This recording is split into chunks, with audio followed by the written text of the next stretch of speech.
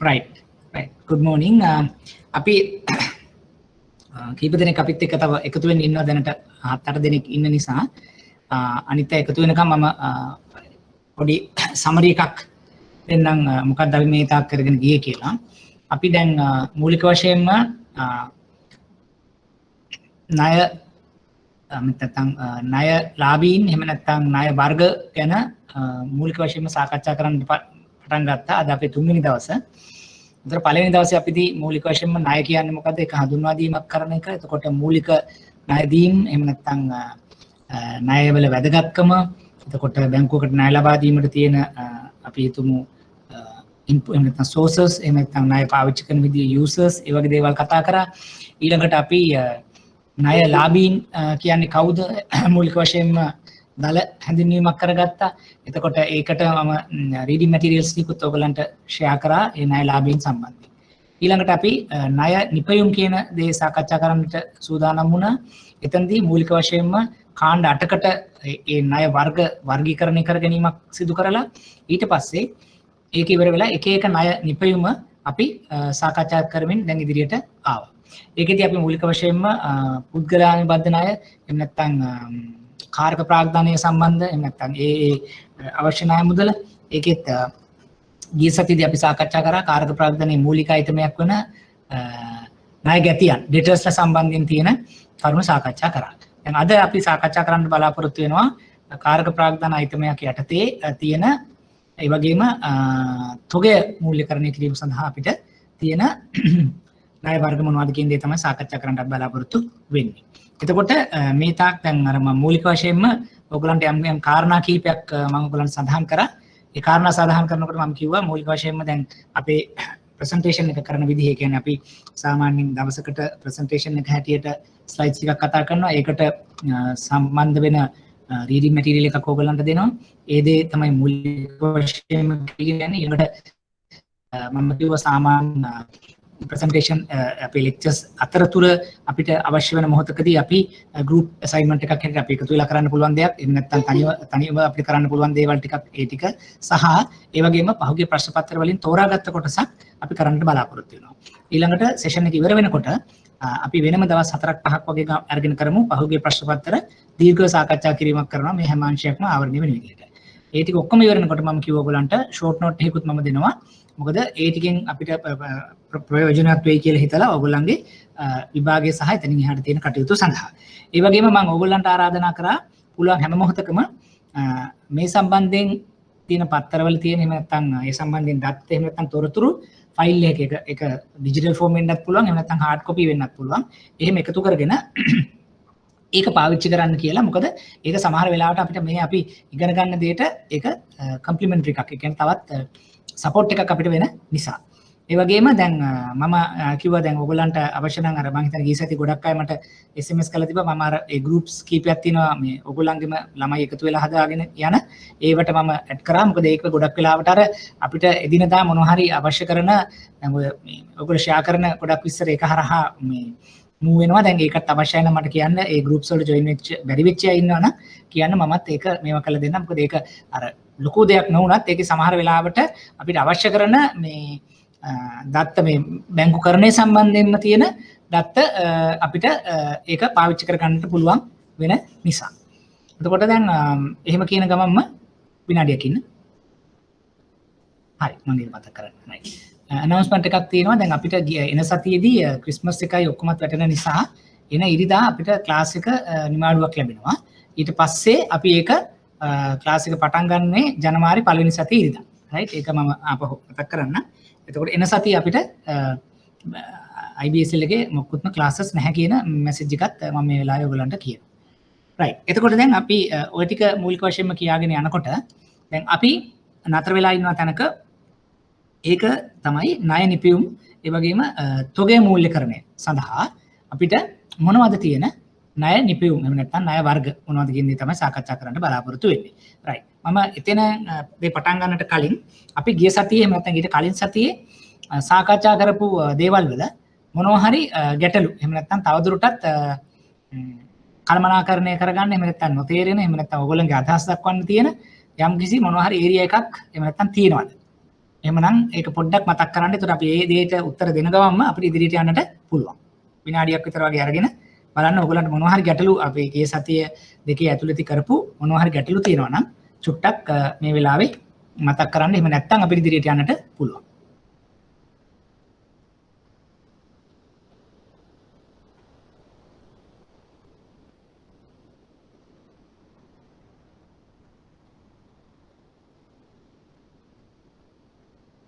right විශේෂ දෙයක් සඳහන් වෙන්නේ නැති නිසා සහ මොන හරි දෙයක් තියෙනවා නම් ඔයගලන්ට ටෙක්ස්ට් කරන්නත් පුළුවන් නැත්නම් කතා කරලා කියන්නත් පුළුවන් අපි මේ ලෙසන් එක කරගෙන යනකොට අතරතුරුනත් පහුගිය දෙයකින් එන ගැටලුවක් වුණත් ප්‍රශ්නයක් නැහැ මට කියන්න අපි මේ විදිහට ඒක සාකච්ඡා කරගෙන යමු හරි එහෙමනම් දැන් අපි නතර කරේ මෙන්න මේ වගේ තැනකදී post rate check discounting එක කතා කරලා ඊළඟට අපිට අපි pledge loan නැත්නම් ඔඩපණ ණය කියන තැනකදී අපි නතර කරා මේ මොකද්ද කියන දේ සාකච්ඡා කරලා බලමු. දැන් අපි මේ සාකච්ඡා කරමින් යන්නේ අපිට සාමාන්‍යයෙන් බැංකුකරු හැටියට අපි ණය ලබා දීමේදී අපිට විවිධාකාරයේ ණය ලබා දීම කරන්නට පුළුවන්. ඒ වගේම තමයි කාර්ග ප්‍රාග්ධනය කියලා කිව්වහම ඒකේ තියෙන මූලික වශයෙන්ම තොගය, ඒකේ තියෙනවා ණය ගැතියන් සහ ණය හිමියන්. එතකොට දැන් ණය ගැතියන් මූල්‍යකරණය සඳහා අපි ගිය සතියේදී ඉගෙන ගත්තා සාධ්‍යකරණය නැත්නම් ෆැක්ටරින්, එතකොට ඉන්වොයිස් ඩිස්කවුන්ටින් post rate discounting වගේ දේවල් bill purchasing කීපයක් ඉගෙන ගත්තා. එතන නිකන් මතක තියාගන්න ඕන දෙයක් තමයි සාමාන්‍යයෙන් අපි පුළුවන් තරම් මේ මූල්‍යකරණයේදී දැන් ඒ කාර්ග ප්‍රාග්ධන අයිතමයට ආවේනික වෙච්ච ණය නිපීමක් ලබා දීම තමයි ගොඩක් වෙලාවටම අපි කළ යුත්තේ. දැන් ඔයගොල්ලෝ උදාහරණයක් ඇටියට දන්නවා දැන් අපි මූලික වශයෙන් අපේ තියෙන ප්‍රපංචය තමයි දිගු කාලීන ණය දිගු කාලීන අවශ්‍යතා සඳහා කෙටි කාලින කෙටි කාලින අවශ්‍යතා සඳහා කියලා අපි මූලික වශයෙන් මේ ආකාරයක එකමිතියකට එනවා. දැන් යම් වෙනස් කිරීම පුළුවන් පාරිභෝගිකය අනුව යම් කිසි ශේෂ්ත්‍රය අනුව අංශය අනුව බැංකුවේ ප්‍රතිපත්ති අනුව යම් වෙනස් කිරීම කරන්න පුළුවන්. උදාහරණයකට දැන් කාර්ක ප්‍රාග්ධනයේ දිගු කාලිනයක් දෙන්න එපා කියන කතාව නෙවෙයි එකෙන් කියන්නේ. ඒ අවස්ථා අපි කරලා තියෙනවා. ස්ථාවර කාර්ක ප්‍රාග්ධනයේ මූල්‍යකරණය කරන්න දිගු කාලිනයක් දෙනවා. මම කියන්නේ ඒක වැරදි කියන එකෙන් නමුත් අපි බහුතරයක් හැටියට සාමාන්‍යයෙන් කරන්නේ long term short term ඒ කියන්නේ දිගු කාලීන අවශ්‍යතා දිගු කාලීන හැටියට කෙටි කාලීන අවශ්‍යතා කෙටි කාලීන හැටියට අපි මූල්‍යකරණය කිරීම තමයි අපි කරන්නේ. දැන් ඒක යටතට ආවහම ඊට පස්සේ අපි බලුවොත් නම් කෙටි කාලීන කියලා කියන්නේ තොගය වෙන්න පුළුවන්. එහෙම නැත්නම් ණය ගැතියන් වෙන්න පුළුවන්. ඒගොල්ලෝ මූල්‍යකරණය කරන්න අපි ගාව මොනවද තියෙන ඉන්ස්ට්‍රුමන්ට් කියන එක තමයි අපි බලාගෙන ඉන්නේ. දැන් ඕක කරනකොටත් අපි පුළුවන් තරම් බලනවා ණය ගැතියන් සඳහා. ඒ ණය ගැතියන් මූල්‍යකරණය කරන්න අපිට ගොඩාක් හොඳයි. ඒ ණය ගැතියන්ටම ආවේනික වෙච්ච දේවල් කරනවා. තොගේ මූල්‍යකරණය කරන්න නම් ඒකට ආවේනික වෙච්ච ප්‍රතිපාදන එහෙම නැත්නම් ණය නිපීම පාවිච්චි කරනවා නම් වැඩි හොඳයි. ඇයි අපි එහෙම කියන්නේ? එහෙම නොකරනකොට වෙන්නේ අපි හිතමු ඕවර්ඩ්‍රාෆ්ට් එකක් කියලා. බැංකු අයිරාවක් ඇත්තටම අරගෙන අපිට ණය ගැතියන් මූල්‍යකරණය කරන්න බෑ කියලා එකක් නැහැ. තොගේ මූල්‍යකරණය කරන්න බෑ කියලා එකක් නැහැ. හැබැයි සාමාන්‍යයෙන් ඕවර්ඩ්‍රාෆ්ට් එකක් බැංකු අයිරාවක් තියෙන්නේ වියදම්. එහෙම නැත්නම් අපි ඕවර්හෙඩ්ස් කියලා කියනවා. බැංකුවක පිරිවැය මූල්‍යකරණය තමයි අයිඩියල් එක. හොඳම. දැන් අපි හිතමුකෝ තොගේ මූල්‍යකරණය කරන්න OD එකක් දුන්නාම වෙන්නේ OD කියන්නේ ලිමිට් එක. අපි පාවිච්චි කරනවා.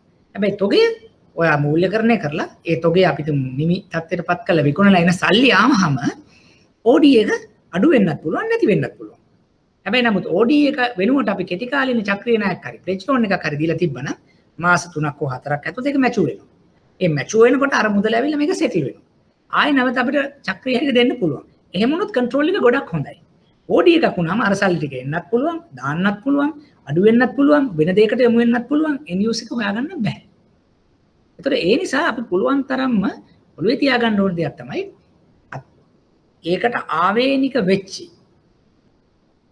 දෙයක් අපිට පාවිච්චි කරන්නට පුළුවන් නම් ඒක තමයි හොඳම මෙතඩ් එක මේ අර අපි මේ කරන ක්‍රියාදාමෙදි. මොකද අපි මේ කරන ක්‍රියාදාමෙ මම මූලිකම පළවෙනි දවසේත් ඔයගලන්ට කිව්වා එක පැත්තක ඉන්නවා අපේ ණය ගැතිය. මේ පැත්තේ ණය නිපියුම්. මෙතන ණය සඳහා ලබා ගන්න සුරකුම්. මෙන්න මේ කොටස් තුන ගැන මේ අපි ඉගෙන ගන්න.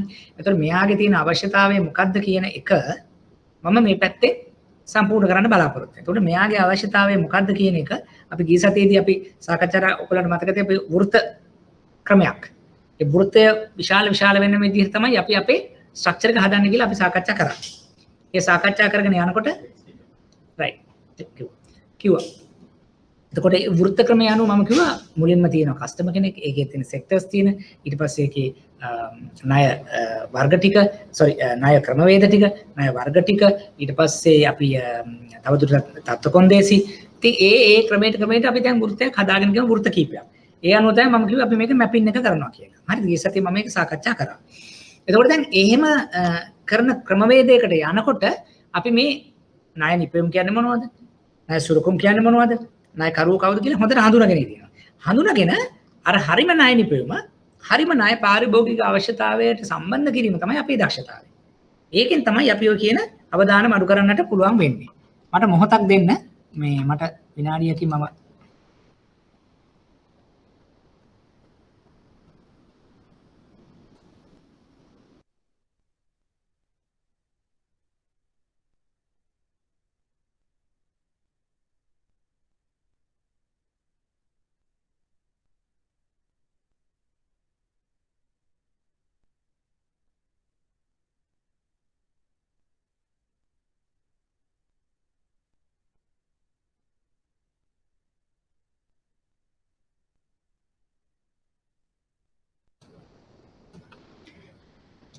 ස්ටුඩන්ට් කෙනෙක් කතා කරනවා මේ ලොගින් වෙන්න බැරි කතන්දරයක්. මම ඒක IBSL එකට සාකච්ඡා කරන්න කිව්වා. එතකොට දැන් ඒ අර හරියටම මැපින් එක කරගෙන යන ක්‍රමවේදය තමයි අපේ හැකියාව නැත්තම් වෙන්නේ. අපි යම් ආකාරයකට අපේ අවදානම් කළමනාකරණය නිසි පරිදි නොවෙන්නට පුළුවන් මේ කියන ණය නිපැයුම් ටික හරියට අදාළ පාරිභෝගිකයට ලබා දුන්නේ නැත්තම්. right. එතකොට දැන් එහෙමනම් අපි මුලින්ම බලමු අද දැන් සාකච්ඡා කරන්න යන ඔඩපන ණය. තොගයක් මූල්‍යකරණය කිරීම සඳහා තමයි මේ අපි පාවිච්චි කරන්නේ. එතකොට සුරුකුමක් ලෙස වෙළඳ භාණ්ඩ හෝ නිෂ්පාදන අපේට තමයි. කියන්නේ අපිට නිමි වෙන්නත් පුළුවන්, work in progress වෙන්නත් පුළුවන්, එහෙම නැත්නම් raw material වෙන්නත් පුළුවන්. ඒවා අපි අපේට සුරුකුමක් හැටියට තබා ගන්නවා. පාර්ශ්ව දෙකක්. එක්කෙනෙක් ණය ගැනුම් කරු, එහෙම නැත්නම් බැංකුව සහ ණය ගැනුම් කරන කොටස් දෙකක් තියෙනවා. එතකොට භාණ්ඩ නිෂ්පාදන අයිතිය ණය ගැනුම් කරු අත තමයි තියෙන්නේ. කියන්නේ එයාගේ අපි හිතමු දැන් ඒකේ අයිතිය දැන් අපිට තියෙන්න පුළුවන් අයිතිය තියෙන්න පුළුවන් ණය ගැතිය ගාව, එහෙම නැත්නම් ණය ලාභියා ගාව. හැබැයි ඒ භාණ්ඩ නිෂ්පාදන බැංකු භාරයේ තියෙන්න පුළුවන්. දැන් උදාහරණයකට අපි ගත්තොත් මෙන්න මෙහෙම දෙයක්. එකක් තමයි අපි හිතමු දැන් අපි පැඩි කියලා උදාහරණයක් ගන්නකො. හරි? දැන් අපි යා වී නිෂ්පාදකෙක් නම් ඒ වී නිෂ්පාදකයාට කරන්න පුළුවන් ණය ගැනුම් කරු. ඒ කියන්නේ දැන් එයා කෙටි කාලීන එහෙම නැත්නම් ගොඩපණ ණයක් පෙජ් ලෝන් එකක් ඉල්ලුවාම දැන් ඒකේ අයිතිය වීවල අයිතිය තියෙන්නේ පාරිභෝගිකයාට තමයි. ණයකරුවාට තමයි. හැබැයි ඒක ප්ලෙජ් එකක් හැටියට, ඒ කියන්නේ ඒක උකසක් හැටියට ඒ නිෂ්පාදනයේ තියෙන්න පුළුවන් සමහරලාට එයාගේ ස්ටෝක් එක අපේ කන්ට්‍රෝල් එකේ යටතේ. මෙතෙන්දි බලාපොරොත්තු වෙන්නේ මම අර පුද්ගලයාට ලබා දෙන ණය මුදල ආපසු ගෙවන්නේ මේ තොගය විකිණීමෙන්, මුදා හැරීමෙන්. ඒ මුදාහරණ අවස්ථාවේ ලැබෙන මුදලින් මගේ ණය අඩු විය යුතුයි කියන දේ සාකච්ඡා කරන නැත්නම් ඒක සතුටුදායක තත්වයක නැත්නම් පත් කර ගැනීම සඳහා තමයි මගේ බාරේ බඩු ටික තියෙනවා කියන එකේ අදහස. මොකද එහෙම නැත්නම් මම කියනවා හරි ඔයාට අයිතිය, ඔයා ගාම ස්ටොක් එක තියාගෙන මෝගේජ් එක තියාගෙන මට මෙතන හිටියාම ඔයා විකුණනවද නැද්ද කියනවත් මම දන්නේ නැහැ. ඒක නැවැත්වීමේ එකක් තමයි බැංකුකරුවාට තියෙනවා ඒ තොගේ කන්ට්‍රෝල් එක. අයිතිය හැබැයි අරයාගේ. කියන්නේ ඒ තොගේ මං ගාව තිබුණට, මගේ කස්ටඩි එකේ තිබුණට ඒකේ ලීගල් රයිට් එක තියෙන්නේ ණයලාභියා සතුව. එතකොට ඇත්තටම අපි දෙන්නගෙම අයිතියක් මෙතන තියෙනවා. ඒක තමයි අපි ඩුවල් කන්ට්‍රෝල් කියලා කියන්නේ. අයිතිකරුවා එයා, කස්ටෝඩියන් මම. එතකොට මේකෙන් වී නිදහස් වෙනකොට මට මුදල් එනවා. මුදල් එන්නේ කියන්නේ මගේ STL එහෙම නැත්නම් ගොඩපණ ණය අඩුවීමක් සිද්ධ වෙනවා කියන එක තමයි මේ පෙජ් ලෝන් එක ක්‍රියාකාරීත්වය. දැන් තවදුරටත් බැලුවොත් අපේට තබන ලද භාණ්ඩ නිෂ්පාදන අයිතිය ගැනුම්කර අත තිබීම සහ බැංකුව භාරයේ භාණ්ඩයේ නිෂ්පාදනය මෙන්න IPS තිබෙන විශේෂත්වයක් දකින්නට පුළුවන්. මෙහිදී ණය ලබා දීමේදී අප ලෙස තබා ගන්නා භාණ්ඩ ගැනුම්කරුගේ ව්‍යාපාර කර්මාන්තයේ ස්වභාවය අනුව වෙනස් වෙනවා. මෙහිදී අපරන් භාණ්ඩ වෙන්න පුළුවන්, ඉලෙක්ට්‍රොනික මෙවලම් වගේ දේවල් වෙන්න පුළුවන්. දැන් අර මම සාකච්ඡා කරා වගේ තොගේ වෙන්න පුළුවන්. රයිට්? එතකොට එහෙම කීපයක් වෙන්න පුළුවන්. එතකොට යම් හේකින් ණය ගැනුම්කරු ණය පිරීම මගහැරියොත් බැංකුව විසින් ණය ලබා දීමේදී තිබු අපට තිබු භාණ්ඩ නිෂ්පාදනය කරන අපේ ගැනීම සිදු කරන්න පුළුවන්. දැන් උදාහරණයකට ගත්තොත් අපි මෙතනදී අපි ගමු ගෝල්ඩ් එකක් නැත්තම් පෝනින් කියනවා කියලා. දැන් ඒකත් ඇත්තටම අපි ප්ලෙජ් එකක් තමයි. මොකද රත්තරන් බරු ටික මගේ ස්ටොක් එකේ තියෙන්නේ. හැබැයි අයිතිය කාටද තියෙන්නේ? අර පුද්ගලයාට තියෙන එක. ඒ කියන්නේ ඒක දැන් අපිට එයා ගෙවන්න නැත්නම් ඔක්ෂන් එකකට යන කතාවදී අයිතිය මාරු වෙන්න පුළුවන්. නමුත් ගණදෙනුව සිදුවන තාක්කල් මේකේ අයිතිය තියෙන්නේ අදාළ පාරිභෝගිකයා සතු. එයාට මේක තියලා එයා මුදලක් ගන්න. ඒතර එයා ගෙවන්නේ නැත්නම් තමයි මට මේක අරගෙන විකුණලා මගේ ණය අය කර ගන්නට පුළුවන්. ඒ තාක් එයා ගෙවනකම් මේක මගේ කස්ටඩි එකේ අයිතිය එයා ගාව. ඒ වගේම මේක ඉලෙක්ට්‍රොනික අයිටම් එකක් වෙන්න පුළුවන්. එහෙම නැත්නම් මේක අර මම කිව්වාගේ ඇග්‍රිකල්චරල් කියන්නේ කෘෂිකාර්මික දෙයක් වගේ දෙයක් ගත්තොත් අපිට හිතන්න පුළුවන් වී වගේ දෙයක් අපේ සන්තකේ තියාගන්න ඒවා. එතකොට ඒවා ඒ ආකාරයේ ලබා දෙන ණය මුදල් වලට අපි කිව්වා ප්ලෙජ් එහෙම නැත්නම් ඔඩපණ ණයක් කියන එක. රයිට්. මොනවා හරි ප්‍රශ්නයක් තියෙනවා නම් ඔයගලන්ට අහන්න පුළුවන්. අපි මේ සාකච්ඡා කරගෙන යන අතරතුර. ඊළඟට අපි තවන් ඉස්සරහට ගියොත් දැන් මේ කාරක ප්‍රාග්ධනයේ තුල අපිට ඔය වගේ චක්‍රීය ණය හැටියට සාකච්ඡා කරන්න පුළුවන්. එහෙම නැත්නම් කෙටි කාලින චක්‍රීය, නැත්නම් ගොඩපණ ණය, නැත්නම් අපි කියන ඉම්පෝට් ලෝන් එක එක නම් වලින් තියෙන්න පුළුවන්. නමුත් අර මූලික වශයෙන්ම කල්පනා කරන්න ඕනේ රයිට් මොකද්ද මේ ක්‍රියාදාමය තුල සිදුවෙන්නේ. එතකොට ඒ ක්‍රියාදාමය තුල සිදුවෙනකොට අපි තොගේ මූල්‍යකරණය කරන්න එක ක්‍රමයක් තමයි ඒකේ ප්ලෙජ් එකක් අපි ගන්නවා කියන එක. එහෙම නැතුව අපිට ඕනම හැටියක වෙනත්වත්කමක් තියාගෙන කෙටි කාලින චක්‍රීයක් දෙන්නත් පුළුවන්. ඒක කිසිම හානියක් නෑ. නමුත් විශේෂිත අවස්ථාව තමයි මේ වගේ තොගයක් අපි අපේ සන්තකේ තියාගෙන ණය ලබා දීම. ඒ වගේම තමයි තව සමහර වෙලාවට ඔයගොල්ලෝ මේ බැඳුම් කර අපකරයකට ඉන්න කලින් මම තව ටිකක් කියලා ඉන්නම්. ඒතර මොකද මෙතනදී ගොඩක් වෙලාවට නෑ ඒක නැති නිසා මෙන්න මෙහෙම දෙයක් වෙන්නත් පුළුවන්.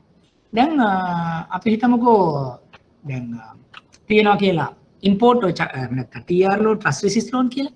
එතනදී මෙහෙම දෙයක් වෙනවා. දැන් අපිට සමහර වෙලාවට දැන් වාහන වගේ දෙයකදී මොකද අපි කරන්නේ? අපි හරහාම ණයවර පහසුකම් යටතේ වාහන ඉම්පෝට් කරාට පස්සේ ඉම්පෝට් කරලා අපි යාට දෙනවා ඉම්පෝට් ලෝන් එකක්. ඒ අරගෙන එයා මොකද කරන්නේ? ඩියුටි ගෙවලා වාහනේ රිලීස් කරගෙන දැන් විකුණනකම් දැන් මොකද කරන්නේ? වාහනේ තියෙනවා. කොහෙද තියෙන්නේ? වාහනේ තියෙන යාඩ් එකේ. නැත්නම් කස්ටමර්ගේ ප්‍රමිසස් වල වාහනේ තියෙන්නේ. දැන් මේ ප්ලෙජ් එකට වඩා ටිකක් වෙනස් දෙයක් එතන. ප්ලෙජ් එකේ තියෙන්නේ නිෂ්පාදිතයේ හෝ නිමිදේ හෝ කාරක ප්‍රාග්ධන WIP එක හරි මංගාව. කස්ටඩි එකේ. දැන් මෙතන කස්ටඩි එක තියෙන්නේ කස්ටමර් ගාව. හැබැයි මංගාව තියෙනවා ඒකට අදාළ ඩොකියුමන්ටේෂන් එක. මොකද දැන් අරයට වාහනේ විකුණන්න බෑ. මම කියන්නේ ෆෝජ් ඩොකියුමන්ට්ස් හරිය මේ හදන කතන්දරේ නෙමෙයි. ඔරිජිනල් ඩොකියුමන්ට්ස් එක මංගාව තියෙනකම්. එහෙමනම් මේකෙත් අර දෙපාර්ශවයක් ඉන්නවා. හැබැයි මෙතනදි වෙන්නේ අයිතිය ඒ පාරිභෝගිකයාගේ තියෙන අයිතිය සම්බන්ධී තියෙන ලීකිවිලි ටික තමයි මම ප්ලෙජ් එකක් හැටියට ගන්න. ඩොකියුමන්ට්ස් ප්ලෙජ් කරනවා. අතන තොගේ ප්ලෙජ් කරනවා. මේ ඔක්කොම මේ ප්ලෙජ් එකක තියෙන යම් දෙයක තියෙන එක එක සංයෝජන. සුසංයෝග හැටියට කියන්න පුළුවන්.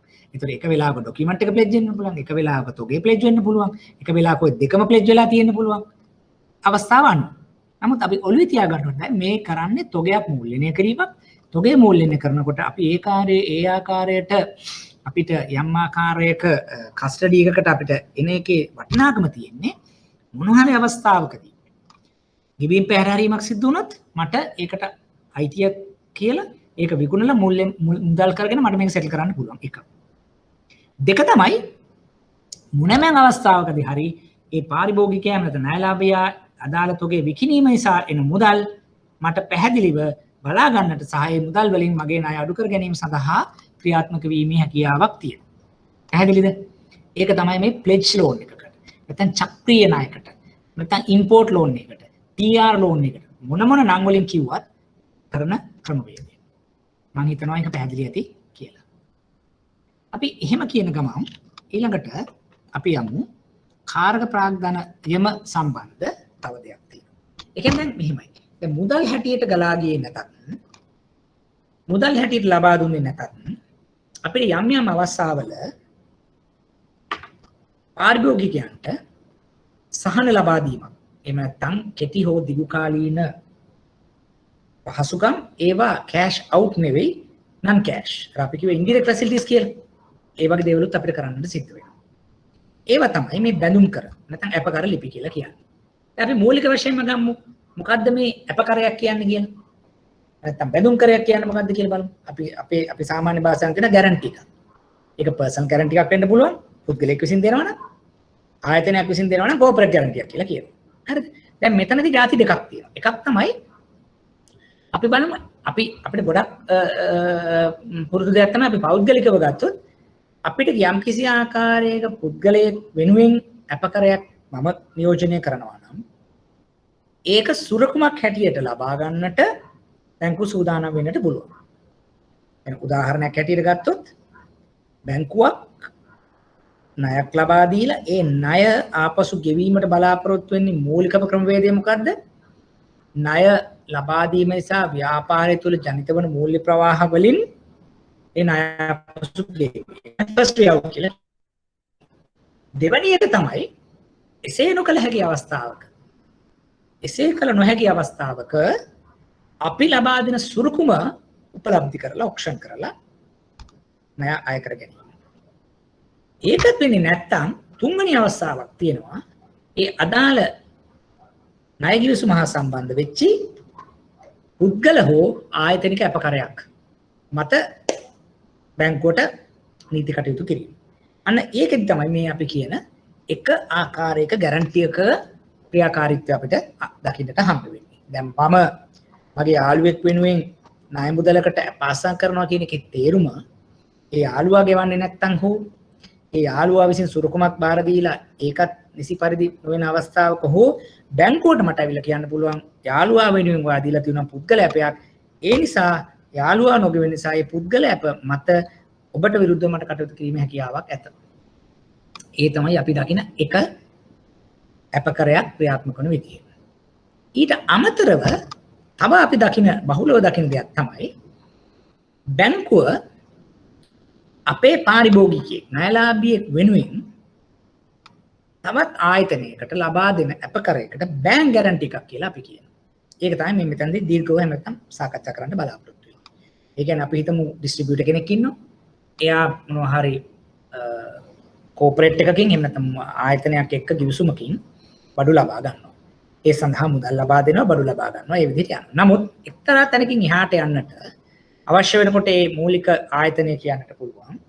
තවදුරටත් මේක ක්‍රියාත්මක වීම සඳහා මට අවශ්‍යයි බැංකුවකින් අපකරයක්. ඒ කියන්නේ මොකද්ද? ඩිස්ට්‍රිබියුටර් බැංකුවට ඇවිල්ලා කියනවා මම මෙහෙම වැඩ කටයුතු කරනවා.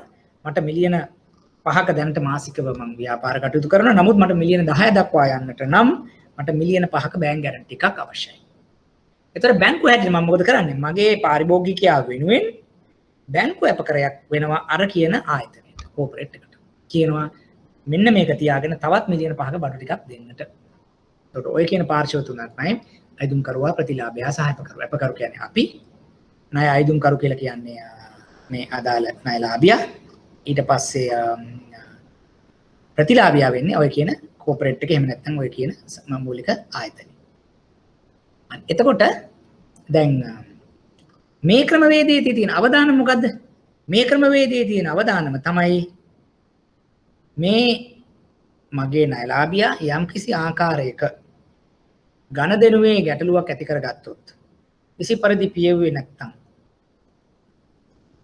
ඝනදෙනු කරුවා වෙනුවෙන් බැංකුව අප වෙලා තියෙන නිසා අරය නොගෙවන අවස්ථාවක එතන ගැටලුවක් තියෙන අවස්ථාවක සමූහ ආයතන කෝපරේට් එකට පුළුවන් මගේ ගැරන්ටි එක ක්ලේම් කරලා ඒ මුදල් පියව ගන්නට. ඊට පස්සේ මම සහ ණයලාභියා අතර වෙනම ණය ගිවිසුමක් ඇතිවෙනවා. මේ ඉන්ඩිරෙක්ට් ලයබිලිටි එක ඩිරෙක්ට් ලයබිලිටි එකටපත් වෙලා මේක දීර්ඝකාලීන හෝ යම් කිසි ක්‍රමයකින් පියවීමකට යටත් කරනවා. ඕක තමයි බැංකුව අපකරයක්. බෑන්ක් ගැරන්ටි එකක් කියලා අපි සාකච්ඡා කරන්නේ. ඊට කලින් අපි සාකච්ඡා කරේ පුද්ගල අප හෝ ආයතනික අප හැටියට අපි ණය ගිවිසුමකට යනකොට සුරුකමක් හැටියට පාවිච්චි කරන්න පුළුවන් දේවල් තියෙනවා. ඊට වඩා පරිබාහිරව ගත්තොත් බැංකුවක් සම්බන්ධයෙන් බැංකුවකට පුළුවන් ණයලාභියෙක් වෙන්නේ අපකරයක් ලබා දෙන්නට තවත් ආයතනයකට. ඒතර ඒක ලබා දීලා ක්‍රියාත්මක කාලය තුල ඒක ඉන්ඩිරෙක්ට් හැටියට ඒක නිසි පරිදි ගෙවලා නැති මොන හරි අවස්ථාවක බෑන්ක් ගැරන්ටි එකක් ක්ලේම් වුණොත් ඒක ස්ථීර ලයබිලිටි එකක් නැත්නම් ස්ථීර අපි කියනවා කැෂ් අවුට් එකක් හැටියට ඩිරෙක්ට් ලයබිලිටි එකක් හැටියටපත් වෙනවා. ඒතකොට ඒකට වෙනත් ආකාරයක ක්‍රියාත්මක වීමක් සිද්ධ වෙනවා. ඒක තමයි කෙටියෙන් බැංකුව අපකරයක් නැත්නම් බැඳුම් කරයක් කියලා අපි සාකච්ඡා කරන්නේ.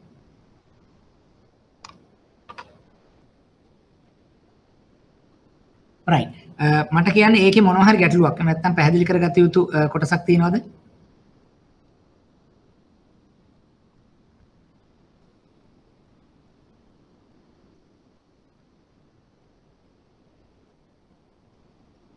දහසක් තියෙනවද? මුදල් මේ අපවලට අමතරව බැඳුම් මේ අපකරයක් කියන්න පුළුවන් වෙන සුරකුම් මොනවාද? දැන් අපි ගත්තොත් මුදල් මේ කියලා කියන්නේ ගොඩක් වෙලාවට කෑෂ්බැක් guarantees right ඊට අමතරව අපිට තියන්න පුළුවන් දේවල් තමයි අපි හිතමුකෝ තොගේ නෙවෙයි අපිට පුළුවන් දීපලක් ඇපයක් හැටියට තියාගෙන අපිට බැංක් ගැරන්ටියක් ඉෂු කරන්න පුළුවන්. එතකොට දැන් අපිට අනිත් පුද්ගලයාට ඒක ඇත්තටම ඒකේ මේ දැන් ඒක කෑෂ් බෑක්ද ඒක ප්‍රොපර්ටි බෑක්ද එහෙම නැත්නම් තවත් බැංක් ගැරන්ටි එකට යටත් වෙලා තියෙන දෙයක්ද කියන එක අදාළ වෙන්නේ නැහැ. පැහැදිලිද? හේතුව දැන් අපි හිතමු දැන් ඔයා බැංකුවක් කියලා. ඔයා කොමර්ෂල් බැංකුව. ඒතර ඔයාට නෑ අපි හිතමු ඔයා මොනවා හරි ජෝන්ස් කීල්ස් වගේ ආයතනයක් කියලා හිතන්න. ඒතර ඔයාට මොනවා හරි ආකාරයේ බැංක් ගැරන්ටියක් ඕන. ඒක කෑෂ් බෑක්ද ප්‍රොපර්ටි බෑක්ද කියලා අදාළ නැහැ. මම අපි හිතමු නේෂන් ට්‍රස්ට් බැංක් එකේ හැටියට මම දෙනවා ජෝන් කීල්ස් එකට ගැරන්ටි එකක්. කවුරු හරි තුන්වෙනි පාර්ශවයක් කරනවා. ඒතර දැන් මට ඒක කරන්නට මට අරයා ප්‍රොපර්ටියක් තියෙනවා නම් හොඳයි. මට අරයා කෑෂ් තියෙනවා නම් හොඳයි. මට වෙන මොනවා හරි දෙයක් තියෙනවා නම් මට ඒ ගැරන්ටිය සුරකමකින් හදලා දෙන්න පුළුවන්. දැන් රිස්ක් එක වැඩි කෑෂ් වලින් අනිත් තැන් වලට විතන් වෙනකොට. කෑෂ් බෑක් ගැරන්ටියක් තිබ්බොත් මටත් රිස්ක් එක නෑ බැංකුවට. මොකද අරයා ක්ලේම් කරොත් මටත් ක්ලේම් කරන්න. හැබැයි දීපල තිබ්බොත් මට රිස්ක් එක අරට වඩා වැඩි. මොකද දීපල ඔක්ෂන් කරගෙන තමයි මට අරක අයින් කරගන්න ඕනේ. සමහරවිට අපි කෑෂ් මාජින් එකක් විතරක් තියාගෙන තියෙනවා. 125ක් කෑෂ් තියාගෙන 75ක් මම නිකන්. තව රිස්ක් එක වැඩි. අන්සෙකියුර්ඩ් දෙන අවස්ථා තියෙනවා. තවත් රිස්ක් එක වැඩි වෙනවා. මොකද එහෙම වුණොත් අපිට මොකුත්ම දේවල් නැති වෙන නිසා. පැහැදිලිද? පැහැදිලි සර්. right. අනිත් අයට මොනවද තියෙන? කොහොමද ප්‍රශ්න ගැටලු යෝජනා?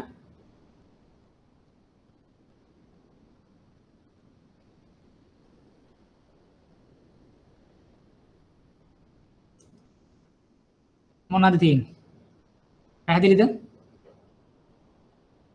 ටෙක්ස්ට් කරන්න හරි පුළුවන් ඔයගලන්ට. මොකද මේ වගේම සමහර තැන්වලදී අපිට යෙදෙනවා කෙටි සටහන් ලියන්න වගේ අවස්ථාවක ආවොත් තමයි මේක වැද වෙන්නේ. Vatsala can bank guarantees be given for government contracts as well? Yes.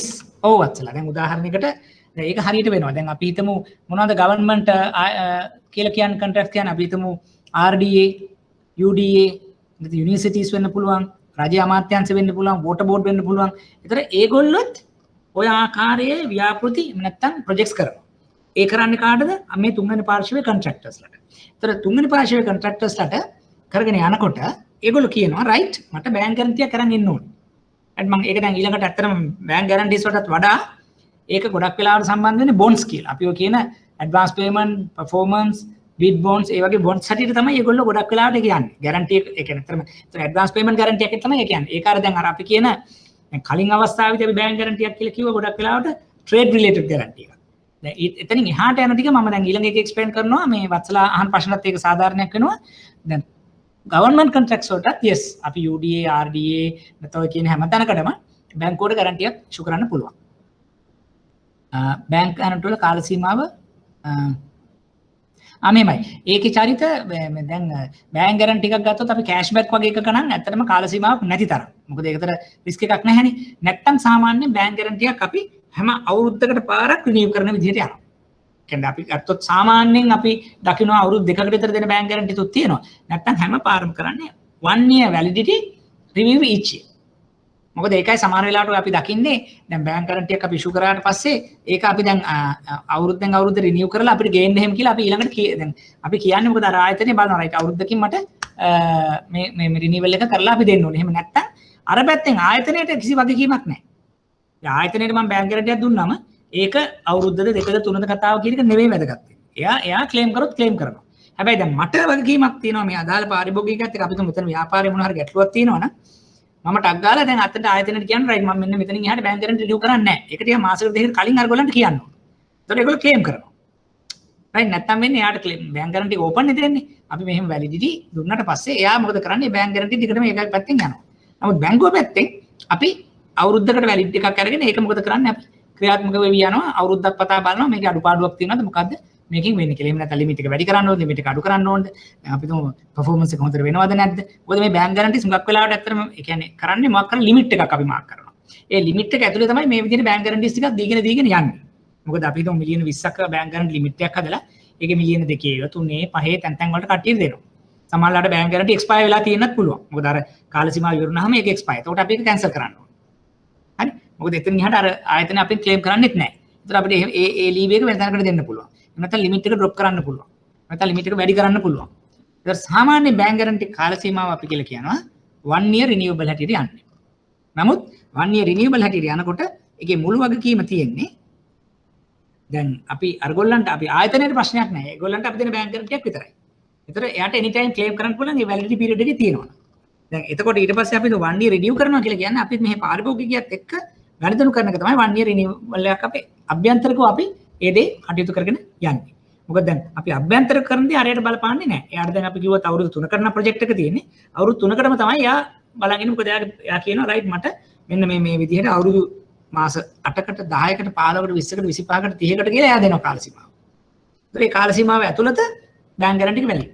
හැබැයි මම අවුරුද්දක් පතා මම මේක බලනවා ප්‍රොජෙක්ට් එක කොහොමද උනේ අඩු වුණාද වැඩි වුණාද ගැටලු තියෙනවද අමතර සුරුකමක් ගිල්ල ගන්නවද ඒ අභ්‍යන්තරිකව අපිට සාකච්ඡා කර දෙයක් කරන්න ඕනේ මොකද අපිට හිතෙනවා නම් දැන් මේකෙදි එන්න ගැටලු වෙනවා කියලා දැන් අපි හිත මුලින් තිබුණේ කෑෂ් මාජින් එක 25යි නම් අපි කෑෂ් මාජින් එක 50ක් කරලා කරගන්න පුළුවන් ඒක අපි අපේ පාරිභෝගිකයත් අය ණය ගණදෙනුකරුවත් එක්ක සාකච්ඡා කරලා කරන දෙයක් තමයි ඒක වෙන මොන හරි ගැටලු තියෙනවද සර් එතකොට අර FD against bank guarantee එක ගත්තොත් එතකොට ඒකේ expire වෙන්නේ කොහොමද?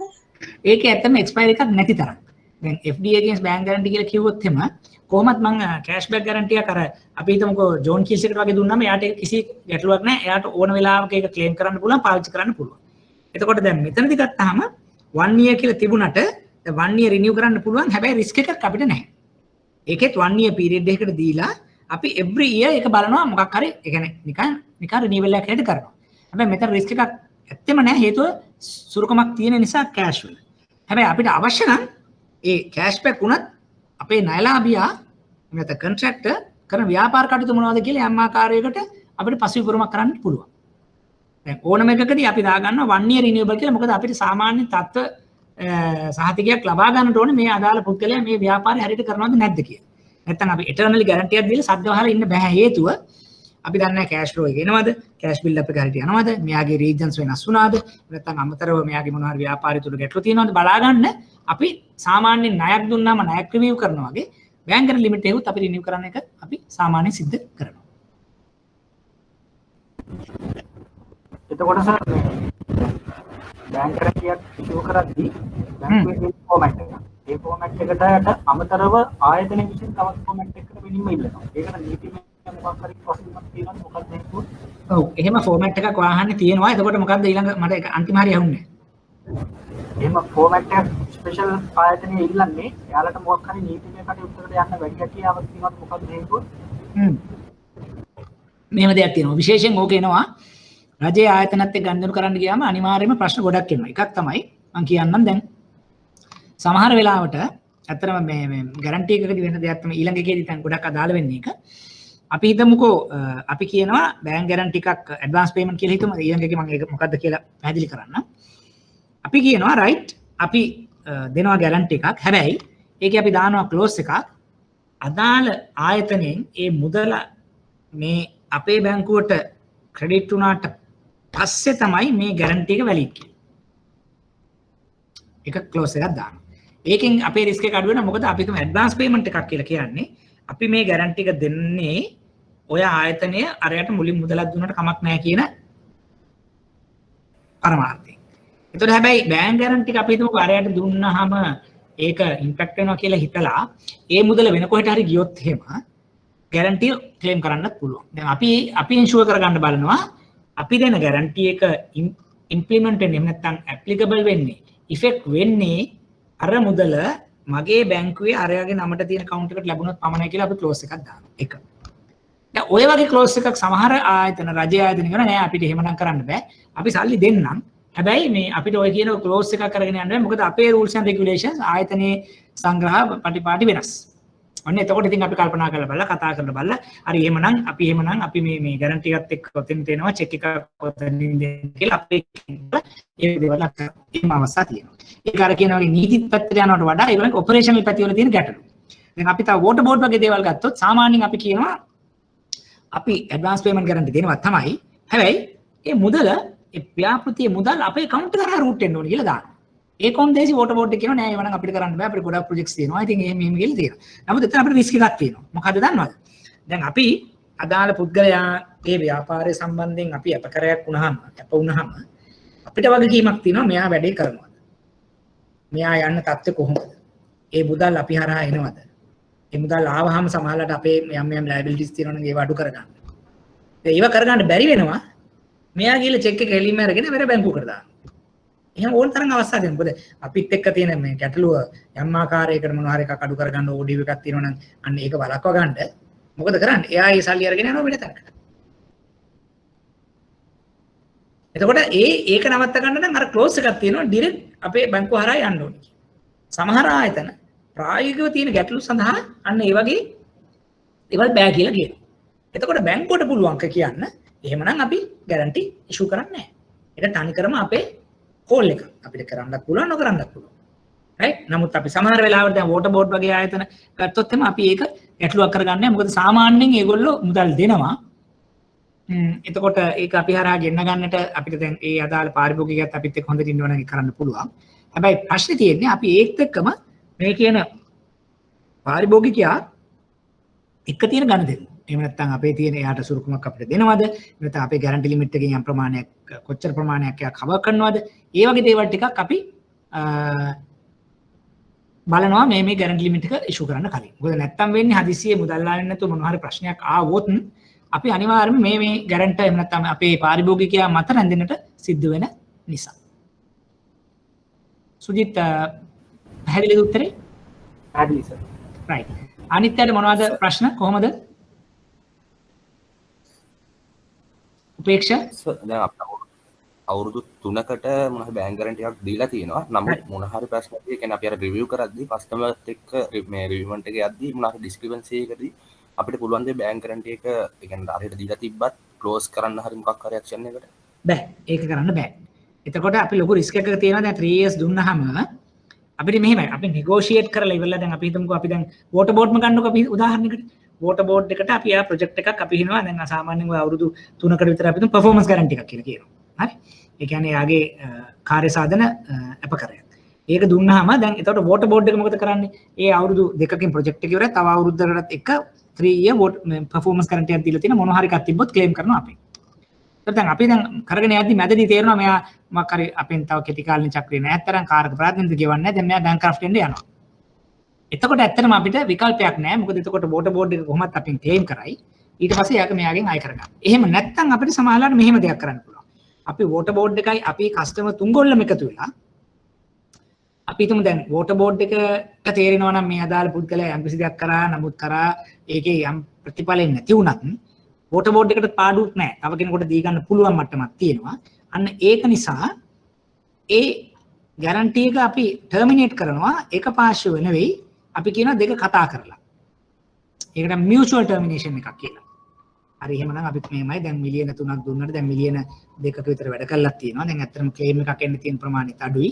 ලක්ෂ 5ක් විතර වගේ තමයි ක්ලේම් කතාවක් තියෙන්නේ. එහෙම නැත්නම් අපිට මියුචුවල් ටර්මිනේෂන් එකක් හැටියට අපි මෙතනින් එහාට මේක ප්‍රශ්නයක් කරගන්නේ නැහැ කියලා එහෙම කරොත් අපිට chance එකක් තියෙනවා. එහෙම නැතුවොත් ඒක පාර්ශ්විකව වෙනවා නම් එයාට ඕන හැටියේ ඒ දැන් performance එකකදී වෙන්නේ මෙහෙමයි.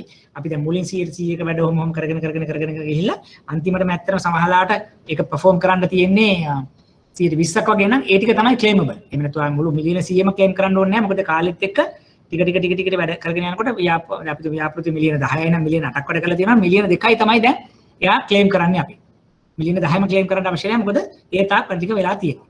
ඒකත් අපිට තුන්ගොල්ල එකතු වෙලා යම් ආකාරයක දෙයක් කළ හැකියි. එහෙම නැතු එක පාර්ශ්විකව අපිට කියන්න බෑ රයිට් මෙයා මෙහෙම වැඩ කරන්නේ නැහැ ඕගොල්ලන්ට අපි ගෙවන්නේ නැහැ කියලා කියන්න බෑ මොකද අපි ලයබල් අර බැංක් ගැරන්ටි එක දුන්න ගමන් ඉතින් ඉඳන් අපි ලයබල්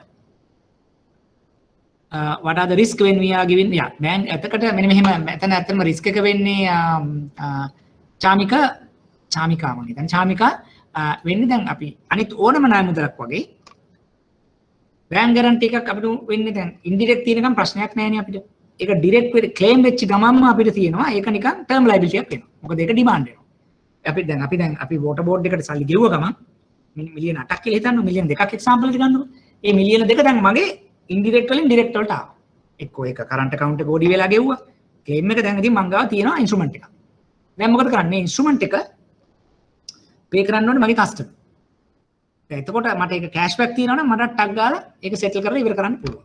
ප්‍රොපර්ටි බෑක් තියෙනවා නම් අපි හිතමු එයාට ගෙවන්න බැරි නම් මම මේක ඔක්ෂන් එකකට යනවා. ඒ කියන්නේ ලොකු කාල සීමාවක් ගිහිල්ලා තමයි අපිට මේක අචීව් කරගන්න වෙන්නේ. එතකොට අන්න එහෙම රිස්ක් එකක් අපිට චාමිකා එතෙන්දී වෙනවා. තාම මොනාර ප්‍රශ්න තියෙනවද? ඔයගොල්ලෝ හරි හොඳයි මේ ගොඩක් ප්‍රශ්න අහනවා. මොකද එතකොට එක්කෙනෙක් දෙන්නෙක් ප්‍රශ්න අහුවත් අනිත් ඉතුරු 20 ගානටම අපිට මේකේ බෙනිෆිට් එකක් එනවා. මොකද අපේ ෂෙයා වෙන නිසා අදහස්.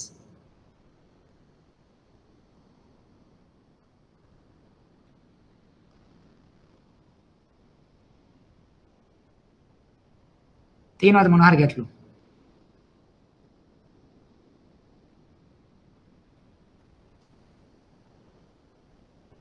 right. එහෙමනම් අපි ඊළඟ කොටසට move වෙමු. එතනදී මෙහෙමයි. එතනදී දැන් sorry මෙන්න මෙහෙම. දැන් අපි තවත් දැන් ඔය බැංකුව අප කර වගේම තව තියෙනවා රේගු බදු පිළිබඳ අප කර. නාවික අප කර. ඔයගොල්ලෝ අහලා ඇති shipping guarantee, customer guarantee. මේ මොනවද මේ? ඒ කියන්නේ දැන් අපිට මේ වගේම තවත් දැන් හුඟක් වෙලාවට අපිට නැත්නම් financial guarantee, cash මේ payment guarantee වගේ නේද මම මුලින්ම සාකච්ඡා කරේ. බැංකුව අප කර කියලා දැන් මේ දෙවෙනි එකට කතා කරපුවද මම තව ඉස්සරහට කියනවා. සාමාන්‍ය guarantee එකක් කියලා කිව්වහම අප කරයක් කිව්වම අපි දකින්නේ payment guarantee ම තමයි. ඔය trade related transaction. ඊට අමතරව රේගු. දැන් අපි රේගුවේ මොන හරි දෙයක් රඳවාගෙන තියෙනවා. ඒගොල්ලෝ කියනවා ඒක රිලීස් කරන්න නම් බැංකුවකින් අරන් එන්න. එතකොට අපි මොකද කරන්නේ? customer bond එකක්, customer guarantee එකක්. custom guarantee එකක් අපි issue කරන එක cash back හරි property back හරි දුන්නාම මොකද කරන්නේ? right අන්න ඒක එහෙනම් මේ මොකද ඒ අදාළ මේවා ටික පසුව ගෙවනක custom එක බරුටි රිලීස් කරනවා. එමුගේ නාවික අප කර කියන්නේ. දැන් නාවික අප කර කියන්නේ සමහරලාට මෙන්න මේ වගේ දෙයක් කරනවා. දැන් අපි හිතමු LCC open කරලා ජපානයේ අපි හිතමු වාහනයක් ගෙන්න ගන්න. එතකොට දැන් ජපානයෙන් ඉඳන් වාහනේ දැන් ඇවිල්ලා තියෙනවා කොළඹ හාබර් එකට. දැන් ඩෙමරේජ් ගෙවන්න ඕනේ. මොකද අපි ගිහිල්ලා LC documents ටික අපිට බැංකුව හරහා ආවේ නැත්නම් shipping agent ගෙන් බරු ටික අපිට ගන්නට බැරි වෙනවා. කාර් එක හාබර් එකේ පාක් කරලා තියෙන හැබැයි රිලීස් කරන්න LC documents ඇවිල්ලා නැහැ.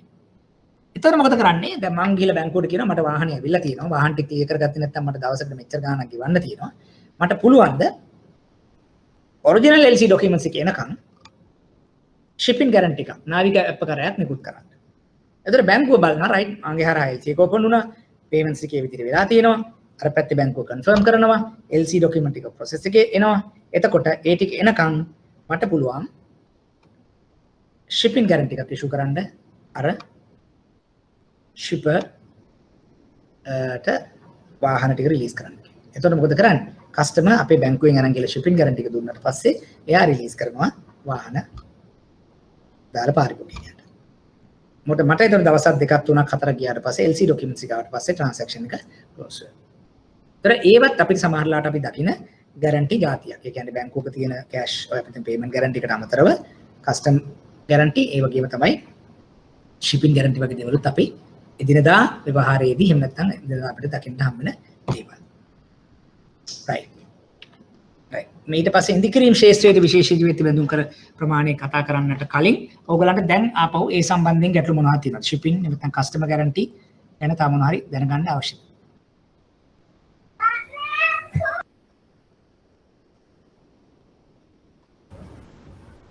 shipping guarantee එකදී සුරකමක් වශයෙන් තියාගන්නේ මොකද්ද සර්? දැන් අපිට අවදානමක් තියෙනවනේ cash ගෙවුවත්. ඔව් එතනදී මෙහෙමයි. අත්‍තරම අවදානමක් තිබුණට අවදානම කියන්නේ කෙලින්ම දැන් අපි අර LC එකත් එක්ක බද්ධ වෙච්ච අවදානමක් තමයි තියෙන්නේ. ඒ කියන්නේ අපි පාරිභෝගිකයෙකුට අපි හිතමුකෝ LC import loan facility එකක් දෙනකොට අපි ගාව තියෙනවනේ අපි සුරකමක් තියාගෙන දෙනවා කියලා හිතන්නකෝ. ඒ සුරකමම තමයි මෙතනදී තියෙන්නේ. මොකද මෙතනදී වෙන්නේ LC documents වලට තව shipping guarantee කියන document එකක් හුවමාරු වෙනවා වගේ වැඩක් තමයි වෙන්නේ. LC documents වෙනකොට shipping එකක් එනවා. හැබැයි මෙතන LC document එකේ risk එකක් නැත්තේ ඒක අපිට එන්නේ කොහෙන්ද? අදාළ බැංකුවෙන්. දැන් අපි ලංකාවෙන් ඉඳලා අපි හිතමු ලංකාවේ commercial bank එක ජපානයේ ABC bank එකේ දානවා. ඒතර ජපානයේ බැංකුවෙන් directly commercial එකට documents ටික එවනවා. ඒක ගැටලුවක් නැහැ මොකද payment ඔක්කොම කෙරලා තියෙනකොට courier එකේ එන පමාව විතරයි. payments ඔක්කොම ගිහිල්ලා තියෙන්නේ LCA එකදී. දැන් payment එක මම දැන් අපි LCA එකට කතා කරනකොට ඒක මම තව පැහැදිලි කරන්න.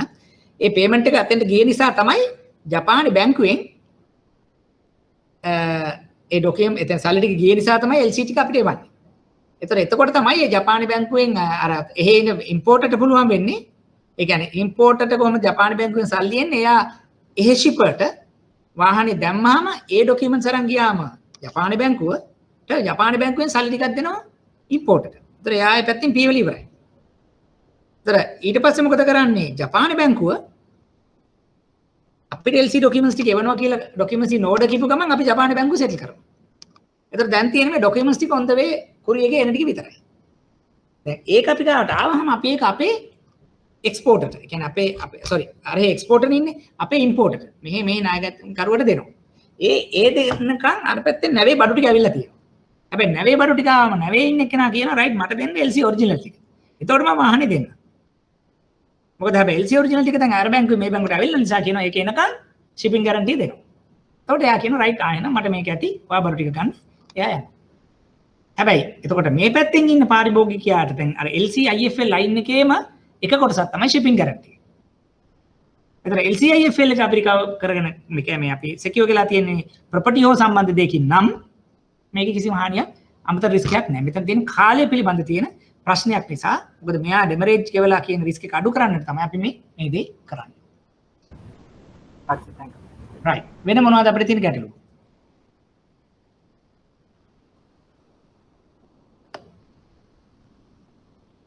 right. එහෙමනම් අපි ඊළඟ එකට යමු. ඔව් කියන්න. සර් shipping guarantee එක දීලා වාහනේ ගත්තාට පස්සේ ඊට පස්සේ LC documents ආවට පස්සේ ඒගොල්ලෝ බැංක් එකේ මොකද කරන්නේ? දැන් එතකොට LC documents එක ආව ගමන් ඇත්තටම වෙන්නේ shipping guarantee එක cancel වෙලා ඒ කියන්නේ දැන් අපි ගත්තොත් LC IFL limit එකේම අපේ තියෙනවා shipping guarantee limit එකකුත් අපි දෙනවා. සාමාන්‍යයෙන් 3 times විතර වගේ හදාගෙන තියාගන්න. ඒතකොට දැන් අපි කරන්නේ LC liability එක වෙනුවට shipping guarantee liability එකක් මෙතන හදාගන්න. LC liability එක මෙතෙන්ට දාගන්න. දාලා shipping guarantee issue කරනවා. shipping guarantee issue කළා වාහනේ ගියා. එතකොට දැන් අපි ගාව shipping guarantee outstanding එකක් තියෙනවා. අර පැත්තෙන් LC document එක ආවම මොකද වෙන්නේ? ආයෙ shipping guarantee එක debit කළා LC document එකක් හැටියට අතෙන්ට යනවා. එතකොට LC එකක් outstanding හැටියට එතන තියෙනවා. ඒ වෙලාවේ තියෙන amount එක මෙතෙන්ට පාක් කරනවා. documents ටික ආවට පස්සේ මේ පැත්ත cancel කරලා අතෙන්ට ගියා. නිකන් internally අපි arrangement එකක් දාගන්න. ඒක risk එක ඔව් කියන්නේ. සර් එතකොට documents ටික ආපහු customer ට දෙනවද LC එකේ? නෑ අවශ්‍ය නෑ. LC original documents ටික ආපහු යාට දෙන්න අවශ්‍ය වෙන්නේ නෑ. හේතුව ඕනනම් අපිට පස්සේ දෙන්නත් පුළුවන්. නමුත් ඒක අත්‍තරම යාට අවශ්‍ය වෙන්නේ අර documents ටික clear කරගන්න. හැබැයි ඊට පස්සේ මොකද කරන්නේ? වාහනේ ආවට පස්සේ LC original documents ටික අවශ්‍යයි. එයාට registration එකට. දැන් එයා duty ගෙවන්න ඔක්කොම කරන්න ඕනේ ඊළඟට. ඒකෙදි අර LC document එක ඊට පස්සේ දැන් වාහනේ release වෙලා customer කින් බඩු ටික එළියට එන්න නම් එතකොට මේ LC document එකත් එක්ක relate වෙච්ච charges ටිකක් තියෙනවා. එයා ඒ ටික ගෙවනවා. ගෙවුවට පස්සේ මොකද වෙන්නේ? RME එකට යනකොට original document set එක ඕනේ. වාහනේ document set එක අපි ගානේ දැන් තියෙන්නේ. අර LC එකත් එක්ක නේ ටික එන්නේ. document එකේ තමයි වාහන document set එක තියෙන්නේ. ඒ ටික ඕනේ යාට register කරගන්න. විකුණනකොට ඒ ටික අවශ්‍යයි. මොකද නැත්තම් වෙන්නේ අර වාහනේ යා ගාව තියෙනවා ownership එක අපි ගාව තියෙනවා කතාව. දුලිප් හරිද ප්‍රශ්නේ පැහැදිලිද? thank you. okay. හරි. අපි එතකොට ඊළඟ කොටසට ගියොත් ඊළඟ කොටසදී අපි සාකච්ඡා කරන්නේ අපි හිතමු ඉන්දිකිරීම් ශේෂ්ත්‍රය. දැන් ඔකට මේ දවස්වල ගොඩක් ප්‍රචලිතයි මේ කන්ස්ට්‍රක්ෂන් සෙක්ටර් එකේ ගොඩක් වෙලාවට අපි දකින දේවල් තමයි අපිට තියෙනවා මේ ලන්සු බැඳුම් කර, අත්තිකාරම් බැඳුම් කර, රඳවා ගැනීම සම්බන්ධ, එහෙම නැත්නම් ක්‍රියාකාරී බැඳුම් කර. ඒ වල ගොඩක් දේවල් අපිට ඇහෙනවා ඇති. ඒ මොනවද? උදාහරණයකට ගත්තොත් අපි ඔය කියන්නේ bid bond, advance payment bond, performance bond, retention bond කීකේ දැන් අපිට ගොඩක් අහන දේවල් ටිකක් තියෙනවා. ඒක තමයි දැන් අපි මේ සාකච්ඡා කරන්නට යන්නේ. මෙතනදී දැන් ඒ සාකච්ඡා කරන්නට යනවා කියලා කියනකොට මෙන්න මෙහෙම දෙයක් වෙනවා. එකක් තමයි දැන් අපි හිතමු මේ process එක චුට්ටක් අපි කතා කරමු. අපි හිතමු මෙහෙම. දැන් ඔයා කොන්ට්‍රැක්ටර් කෙනෙක්.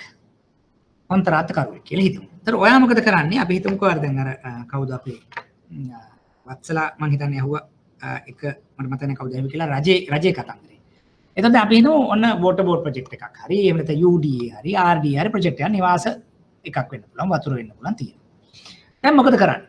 දැන් අපි සාමාන්‍යයෙන් සිද්ධිය වෙන්නේ වෝටර් බෝඩ් වෙන්න පුළුවන් UDA වෙන්න පුළුවන් RDA වෙන්න පුළුවන් ඒගොල්ලෝ කියන රයිට් මෙන්න මෙහෙමයි අපේ ව්‍යාපෘතියක් තියෙනවා ඒ සඳහා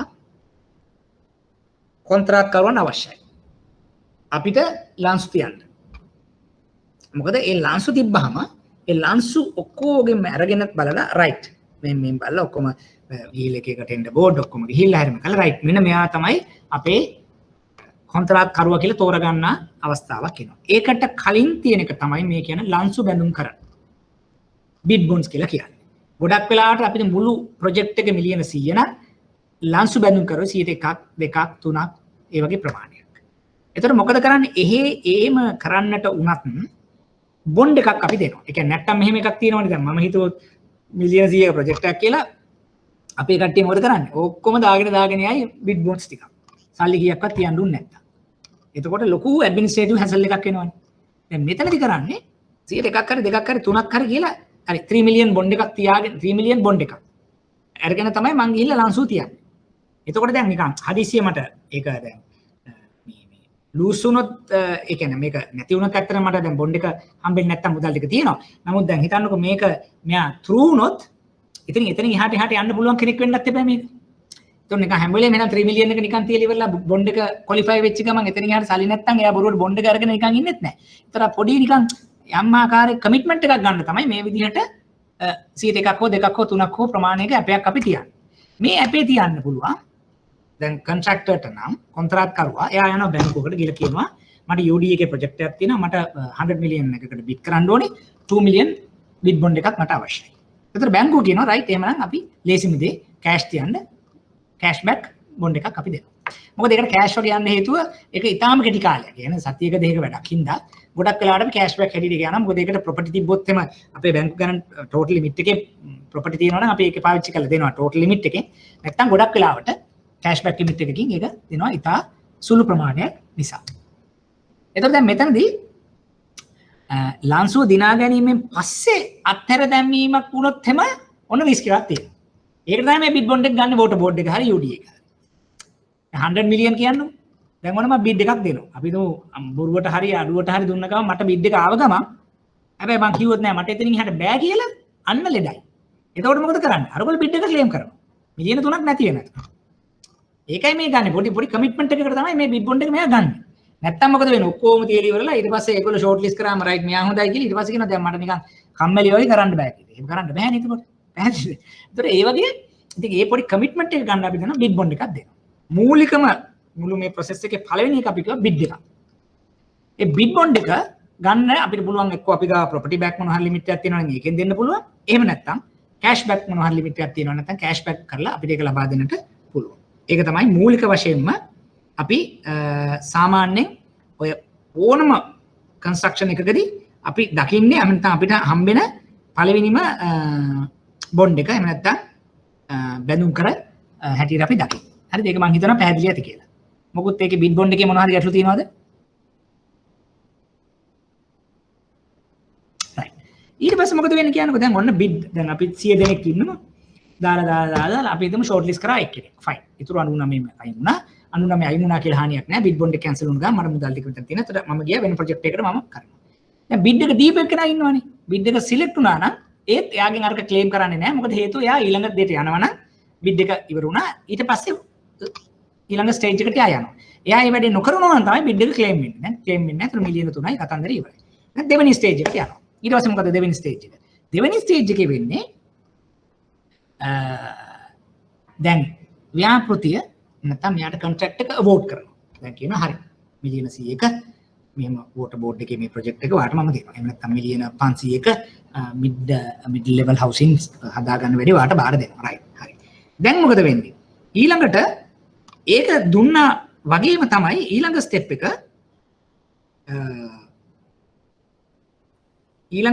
මට එක මොහොතක් දෙන්න.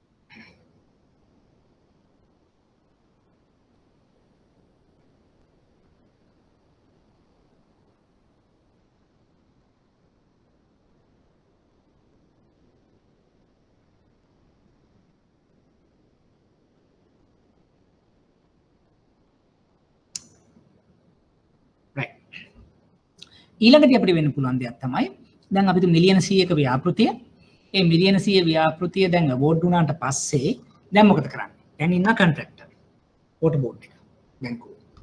දැන් කොන්ට්‍රැක්ටර් වෝටර් බෝඩ් එකෙන් ප්‍රොජෙක්ට් එක දුන්නාම දැන් කොන්ට්‍රැක්ටර් මොනවාද ඕනේ? මුදල්. ඒ කියන්නේ වෝටර් බෝඩ් එකෙන් කොන්ට්‍රැක්ටර් මුදල් දෙන්න ඕනේ වැඩේ කරන්න. මිලියන 100 මිලියන 20ක් දෙන්න ඕනේ. ඒතර කොන්ට්‍රැක්ටර් වැඩේ කරනවා සබ්මිට් කරනවා ආයෙ මුදල් දෙනවා ඔහොම දැන් ඔක කරගෙන යනවා. හරි. දැන් මට කියන්න බලන්න ඔතන තියෙන අවදානම මොකද්ද? කොන්ට්‍රැක්ටර් පුළුවන් මොකද්ද? මුදල් ලබාගෙන වැඩේ නොකරින්. අපි එහෙමනේ හුඟක් වෙලාට වෙන්නේ. හරි.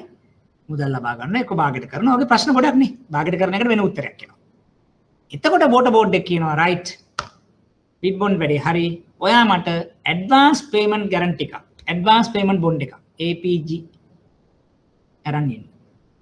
දැන් කොන්ට්‍රැක්ටර් මං ගාවට එන බැංකුවට කියනවා රයිට් මට මෙහෙම අවෝඩ් දුනා බොන්ඩ් එක හම්බුණා බිඩ් එක ලැබුණා මට ඊට ටික වැටි කරගෙන යන්නට මට ඇඩ්වාන්ස් පේමන්ට් ගැරන්ටි එකක් දෙන්න. ඔන්න ඒ වෙලාවට මට ප්‍රොපර්ටියක් ඒ වෙලාවට කෑෂ් මොනවා හරි මගේ ගැරන්ටි ලිමිට් එකක් අපි දෙන්න හදාගෙන තියෙනවා. මම ඇඩ්වාන්ස් පේමන්ට් ගැරන්ටි එක දෙනවා වෝටර් බෝඩ් එකට. ඒකෙන් කියන්නේ ඔයා බය නැතුව අර පුද්ගලයාට මුදල් දෙන්න. එයා ඒ මුදල් නිසි පරිදි පාවිච්චි කිරීමක් හෝ නොකිරීමක් හෝ වෙලා යම් කිසි ගැටලුවක් වුණොත් මිලියන 20ක නැත්නම් 15ක හෝ 20ක් ටෝටල් ප්‍රොජෙක්ට් එකෙන් මම ක්ලේම් එක වාට නිදාස් කරනවා. ඒකට අපි කියන advance payment guarantee. Advance payment guarantee එක තමයි මම කලින් කිව්ව ක්ලෝස් එක දාන්නේ. ඒකේ මම කියනවා මම මේක දෙනවා හැබැයි ගැරන්ටි එක ඉෆෙක්ට් වෙන්න නම් මිලියන 20 මගේ account එකට මගේ බැංකුවේ අරයාගේ account එකට වැටුණ දවසේ තමයි මේක ඉම්පැක්ට් වෙන්නේ. එතකොට එයා ඉවනවා account එකට ආපු ගමන්ම ගැරන්ටි එක in operation මේකෙන් අරයා මුදල් ලබා ගන්නවා අවශ්‍ය කරන විදිහට කොටස් වල වැඩේ කරගෙන යනවා කරලා වුණා ප්‍රෝග්‍රස් සර්ටිෆිකේට් එක පළවෙනි රවුම ඉවරයි දෙවෙනි රවුම මිලියන 20ක් දෙනවා තුන්වෙනි 20ක් දෙනවා හතරක් දෙනවා පහක් දෙනවා පැහැදිලිද? ඒතර ඒ කියන්නේ අරයට ප්‍රොජෙක්ට් පීරියඩ් එකේදී ගැටලුවක් නැතුව මිලියන 20ක් දක්වා වරකට මුදල් ලබා දීමේ හැකියාවක් මම ඇති කරනවා ඇඩ්වාන්ස් පේමන්ට් බොන්ඩ් එකක් ලබා දීලා. එහෙම නැත්තම් මම මෙතන නැත්තම් අරයා මෙයාට දෙනවා හැබැයි අරයාට සල්ලි දුන්නාම මෙයා කරයිද නැද්ද කියන රිස්ක් එක තියෙනවා. මෙයා බලන් ඉන්නවා අරයා දුන්න නැත්තම් මට කරන්න බෑ. ඒතර චිකන් එක් සිටුේෂන් එකක් එනවා. ඒක निराකරණය කරනවා මම මෙතන.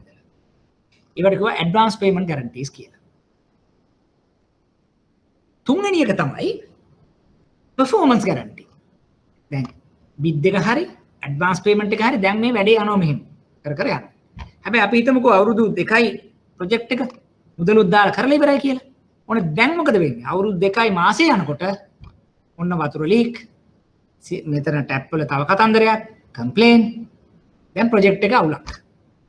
ඒ වෝටර් බෝඩ් එකට මොකද වෙන්නේ? වෝටර් බෝඩ් බලන කොන්ට්‍රැක්ට් අවුරුදු 2යි වැඩේ ගියා සල්ලි ගියා ලාභෙත් ගත්තා ඉවරයි. වෝටර් බෝඩ් එක කියන එහෙම නෙවෙයි මට ඔයා අවුරුදු 2යි තව මාස 8ක් මාස 9ක් අවුරුදු 3කට performance bond එකකුත් මට ඕනේ. මොකද මේ performance bond එකක් ඕනේ කියන්නේ? අවුරුදු 2ක් හෝ කාලේ සීමාව තුල හෝ එතනින් පස්සේ හෝ defects හරි problems හරි එනවා නම් ඒකට මට claim එකක් ඕනේ. claim එකක් ගන්නවා. හැබැයි ඒක ගන්න කාගෙන්ද? මට guarantee එකක් වා දීලා තියෙනවා. performance bond එකක් මට ගෙනත් දෙන්න. ඒකත් ප්‍රොජෙක්ට් එකෙන් 15% හෝ 20ක් විතරයි. ඇයි ඒ 15%ක් හරි 20ක් විතර වගේ ගන්න හේතුව? මොකද සාමාන්‍යයෙන් වෙන්නේ මුළු ප්‍රොජෙක්ට් එක මිලියන 100 වෙනකොට දැන් 20ක් දීලා වැඩේ වෙන්නේ නැත්නම් ඉතුරු 20 දෙන්නේ නැහැනේ. තේරෙනවද? ඒ කියන්නේ ඒ 20 දීලා ඉතුරු 20 දෙන්නේ නැහැ. එහෙම 80ක් වගේ දෙනකොට අඩුම ගානේ 80ක වැඩ වෙලා තියෙනවා. ඉතුරු 20 තමයි අන්තිම වැඩ ටික තියෙන්නේ. ඒක මම වෙනත් ඇඩ්වාන්ස් පේමන්ට් එක තියෙනවා. අපි හිතමු මේ මුළු ඔක්කොම ප්‍රොජෙක්ට් එක යද්දි මොකද විටෙන් විටේ බල කරනකොට ඩිෆෙක්ට්ස් ආවත් ඒක නිකන් ලොකු මිලියන 100කම ඩිෆෙක්ට්ස් එන්නේ නැහැ. 25ක් 15ක් 10ක් ඒ වගේ එන්නේ. ඒකට කව වෙන විදිහට performance bond එකකුත් අපි ගන්නවා. ඒතර මූලික වශයෙන්ම bid bond එකක්, advance payment bond එකක්, performance bond එකක් තමයි අපි දකින්නේ ව්‍යාපෘතියක් හා සම්බන්ධ වෙච්ච. එතකොට මේකේ බැංකුව ඉන්නවා, කොන්ත්‍රාත්කරු ඉන්නවා, ඒ ව්‍යාපෘතිය IT බාර ආයතනෙ තියෙනවා. ওই තුන්ගොල්ල අතර තමයි මේ bid එකයි, advance payment එකයි, performance bond එකයි ක්‍රියාත්මක එතකොට ඔය ක්‍රමවේදයේ යනකොට දැන් මම බැංකුව හැටියට මගේ අවදානම අඩු කරන්න මම මොකද කරන්නේ? මම අපකර ලබා දීමේදී බොන්ඩ් ලබා දෙන ලිමිට් එක ආවරණය වෙන විදිහට තත්ත්ව කොන්දේසි පැනවීමක්, සුරුකුම් ලබා ගැනීමක්, පුද්ගල කැප ලබා ගැනීමක්, ආයතන කැප ලබා ගැනීමක්, කෑෂ් ෆ්ලෝ එකක් මගේ හරහා යවීමක්, නැත්නම් සින්කින් ෆන්ඩ් එකක් මුදල් එකතු කර ගැනීමක් කිරීමක්, රයිට්? එහෙම නැත්නම් පසු විපරම් කිරීමක් ඒ ව්‍යාපෘති මම ගිහිල්ලා බලනවා ඒවා අරගොල්ලන්ට අමතරව මමත් බලනවා. අපේ ඉංජිනේර්ස්ලාත් යවනවා මේ ප්‍රොජෙක්ට් එක වෙනවද බලනවද අඩුපාඩු තියෙනවද ඒ මුදල් සුරුකුමක් නැත්නම් කෑෂ් මාජින් එකක් ඒ ආකාරයට අපි තියාගෙන කරන ක්‍රමවේදයක් තමයි මේ විශේෂ වෙච්ච බැඳුම් කර ලිපි එහෙම නැත්නම් බොන්ඩ් සරහා කරන්නේ. එතකොට දැන් තවත් මම මේක කීපයක් කියනවා. දැන් මේකට අමතරව ඔයගොල්ලෝ අහලා තියෙන්නේ රිටෙන්ෂන් බොන්ඩ්, මේන්ටෙනන්ස් බොන්ඩ් ඒවත් තියෙන්න පුළුවන්. ඒ කියන්නේ ව්‍යාපෘතියක අපිට ඕන නම් මේන්ටෙනන්ස් ඇග්‍රීමන්ට් එකක්. ඒ කියන්නේ නිකන් මේ වැඩේ කරගෙන යනකොට මේන්ටෙනන්ස් පාර්ට් එකත් මේගොල්ලෝ බාර ගන්නවා කොන්ට්‍රැක්ට්. ඒකටත් එතකොට ඒකට මාසෙකට අපි යම්කිසි මේන්ටෙනන්ස් එකක් දෙනවා අවුරුදු දෙකක් හෝ තුනක් හෝ කියලා. ඒතර ඒකට ඕන බොන්ඩ් එකක් මට දෙන්න පුළුවන් මේන්ටෙනන්ස් එකක්. ඒතර මොකද වෙන්නේ? දැන් නැත්තම් මේගොල්ලෝ මේන්ටෙනන්ස් වලට සල්ලි දීලා මෙයා මේන්ටේන් කරේ නැත්තම් මේන්ටෙනන්ස් බොන්ඩ් එක ක්ලේම් කරන්න පුළුවන්.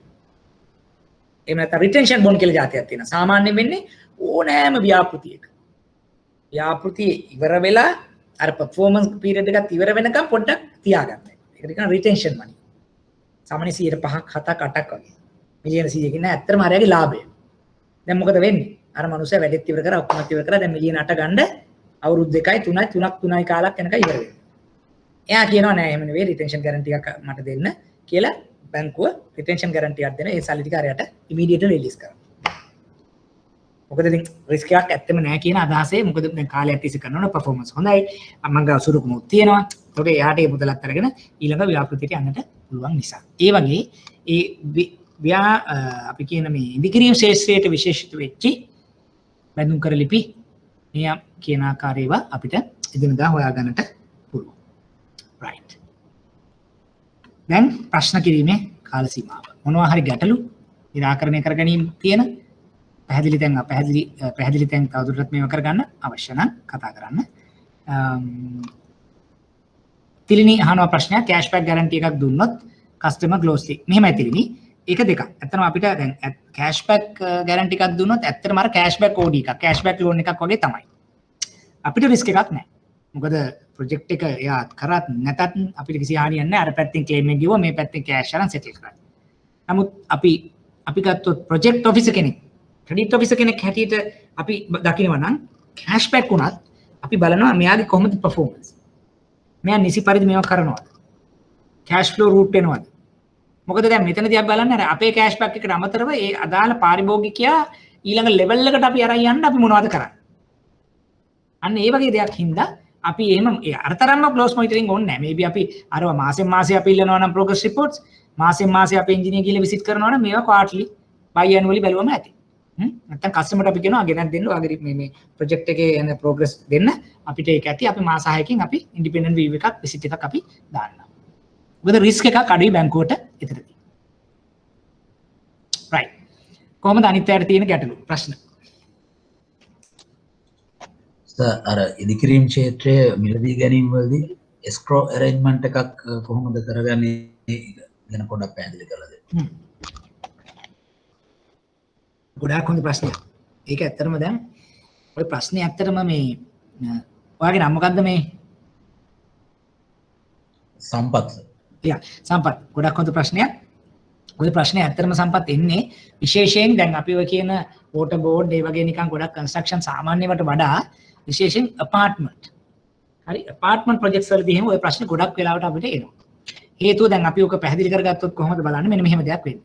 දැන් අපි හිතන්නකෝ දැන් අපි ඇඩ්වාන්ස් පේමන්ට් ගැරන්ටි එකක් දුන්නාම අපි හිතමු UDA කියලා. UDA එකෙන් සල්ලි අපිට එනවා. අපිට ආවහම අපි මොකද කරන්නේ? කස්ටමර් කරන්ට් account එකක් කරා. ඉතින් යා එතකොට ලියන checks අපි දන්නේ නැහැ, creditors ලට ගෙවනවද, cash වලට ගන්නවද මොකක්වත්ම ඇත්තටම අපිට අදහසක් නැහැ එක පැත්තකින්. ඒ කියන්නේ construction එක පැත්තෙන් එන මුදල් අරගෙන ඒක පාවිච්චි කරන ක්‍රමවේදය අපිට control එකක් කරගන්න බැරි නම් අපි මොකද කරන්නේ? ඔය escrow එකක පැති දෙකක් තියෙනවා. අපි හිතමු ඉස්සලම වෙන්නේ දැන් contractor, bank, awarding institution. ඔය තුන ඉන්නවා කියලා හිතන්න. වෙන මොකුත් කරදරයක් නැහැ. එතකොට මොකද කරන්නේ? අපි අර එන මුදල් අපි වෙනම project specific account එකකට ගන්නවා. අරගෙන අපි monitor කරනවා මේකේ යන payments. අපි හිතමු මෙයාගේ main creditors like 1 2 3 4 ඒ creditors ලා අපි යවනවා. මොකද ඒ creditor කෙනකින් අපි certification එක ගන්න. අපි හිතමු access skill මේ contractor access ට subcontract කරලා ඒ කරපු එකේ payment එක මම දෙනවා. එහෙම නැත්නම් අපි හැම මාසෙකටම මිලියනයක් දෙකක් තුනක් cash දෙන්න ඕනේ salary payments වලට. water electricity වලට. එතකොට මම මොකද කරන්නේ? මෙන්න මේ account එක වෙන දේවල් වලට මොකුත් බෑ project specific account එක. දාලා මම මේක මොනිටර් කරනවා. එතකොට මොකද්ද මට තියෙන advantage එක? හැම වෙලේම ලබා ගන්නා මුදල නිසි පරිදි ව්‍යාපෘතියට යෙදවිලා තියෙනවා. මොකද මම බලනවා පුළුවන් තරම් direct issue කරන්න පුළුවන් තරම් direct issue කරනවා. අපේ quantitative sales කෙනෙක් හරි engineer කෙනෙක් හරි ගිහලා independently බලනවා. එතකොට අපිට සෑහෙන chance එකක් තියෙනවා control කරන්න මේ escrow account එකක් හරහා. ඔය ඇවිල්ලා එක පැත්තක්. ඔගේ අනිත් පැත්ත තමයි මෙන්න මෙහෙම දෙයක්ත් වෙනවා. දැන් උදාහරණයකට අපි ගත්තොත් දැන් apartment එකක්. apartment එකක් හදනවා කවුරු developer කෙනෙක්. එයා මොකද කරන්නේ? අපෙන් loan එකක් ඉල්ලනවා. අපි දැන් loan එක දෙනවා මිලියන 100ක් අපි කියනවා අපේ. නේ මිලියන අපි 300ක්. customer මිලියන 50යි. developer මිලියන 50යි. දැන් 350ක තමයි බැංකුව සහ equity. හැබැයි 1 billion project එකක් 650ක් කියන්නේ කාගෙන්ද? customers ලාගෙන්. දැන් අපි බැංකුව හැටියට මොකද කරන්නේ? මම කියනවා right අපි project specific escrow account එකක් හදනවා. ඒතර ඒ escrow account එකට බැංකුවේ අපි අනුමත කරපු ණය මුදලෙන් 100ට මෙච්චරක් එක පළවෙනි tranche එක හැටියට. කස්ටමර්ගේ මිලියන 50න් යම් කොටසක් පළවෙනි tranche එක හැටියට. ඊට අමතරව මේ ව්‍යාපෘතියට මුදල් ආයෝජනය කරනවා. මොකද apartment ගන්න සල්ලි දාන customers ලගේ මුදලුත් මම මෙතෙන්ට ගන්නවා. දැන් මොකද කරන්නේ? මේ account එකට තමයි බැංකුවෙන් loan proceeds යන්නේ, customer equity proceeds යන්නේ, customer advances මෙතෙන් customer කියලා කියන්නේ මෙතන developer ගේ equity එක යන්නේ, customer advances මෙතෙන්ට එනවා. දැන් මම කරන්නේ මේක monitor කරනවා centrally කොහොමද මුදල් ගලා යන්නේ අර development එකට. අර project එකම මේක ටිකක් මහා පරිමාණයි. එතකොට මොකද වෙන්නේ? මෙතනදී මේ මුදල් ගලා යන ක්‍රමවේදය කොටස් වලට යනකොට control එක හොඳටම තියෙනවා. ඒ කියන්නේ foundation එකද, structure එකද, super structure එකද, finishing ද, plumbing ද හැම දෙයකම යන මුදල් ක්‍රමානුකූලව දැන් මට තේරෙනවා හරියට යනවා දැන් බිල්ඩින් එක හැදි හැදි එනවා. නැත්තම් මොකද මේක වෙන්න පුළුවන්? අපි හිතුවත් right ප්‍රශ්නයක් නැහැ. අපි මෙහෙම අපේ account එකක් තියෙන්නේ මේකට මම දෙනවා. එතකොට වැඩේ කරන් යනවා. මම මගේ දේ supervise කරනවා වැඩේ වෙනවා කියලා බැංකුව විතරක්. අර normal projects වගේ. ඒතර අපි දන්නේ නැහැ developer ගේ equity ආවද දැම්මද නැද්ද දන්නෙත් නැහැ. customer advances ඒවා developer ඇවිල්ලා වෙන account එකට යනවාද ඒ සල්ලි වලින් මේක හදනවාද එහෙම නැත්නම් ඒ සල්ලි පාවිච්චි කරලා මෙයා තව project එකකට යනවාද ගොඩාක් දේවල් වෙන්න පුළුවන්.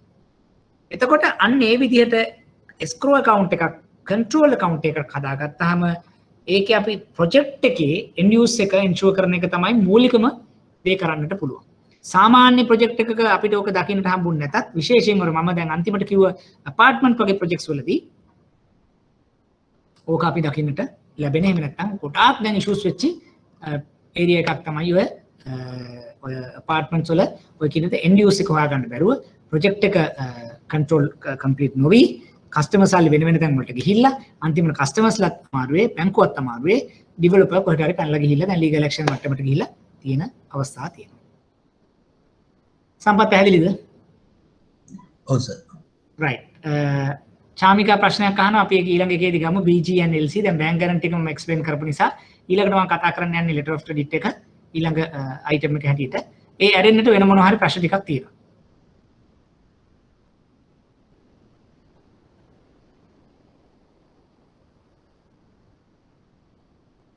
right එහෙනම් අපි ඊළඟට move වෙමු මේක ඉවරයි. right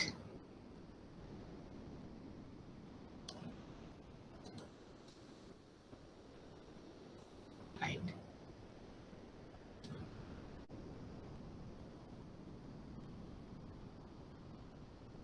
මම හිතන්නේ ඔයගලන්ට බෝඩ් එක පේනවා ඇති. ඊට කලින් දුලිප් මොකක් කර ප්‍රශ්නයක් අහනවා.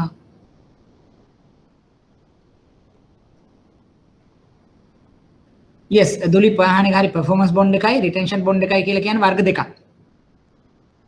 ඒ කියන්නේ performance bond එක කියලා කියන්නේ ඒක යා කොහොමද ක්‍රියාකාරීත්වය කියලා එක, retention කියලා කියන්නේ යම්කිසි මුදලක් ව්‍යාපෘතියේ තිබ්බ යම්කිසි මුදලක් ඒ ව්‍යාපෘති ප්‍රදානයාගාව තියෙනකොට ඒ මුදල ආපසු ලබා ගැනීම තමයි retention bond එකක් කියලා කියන්නේ. රඳවා ගැනීමේ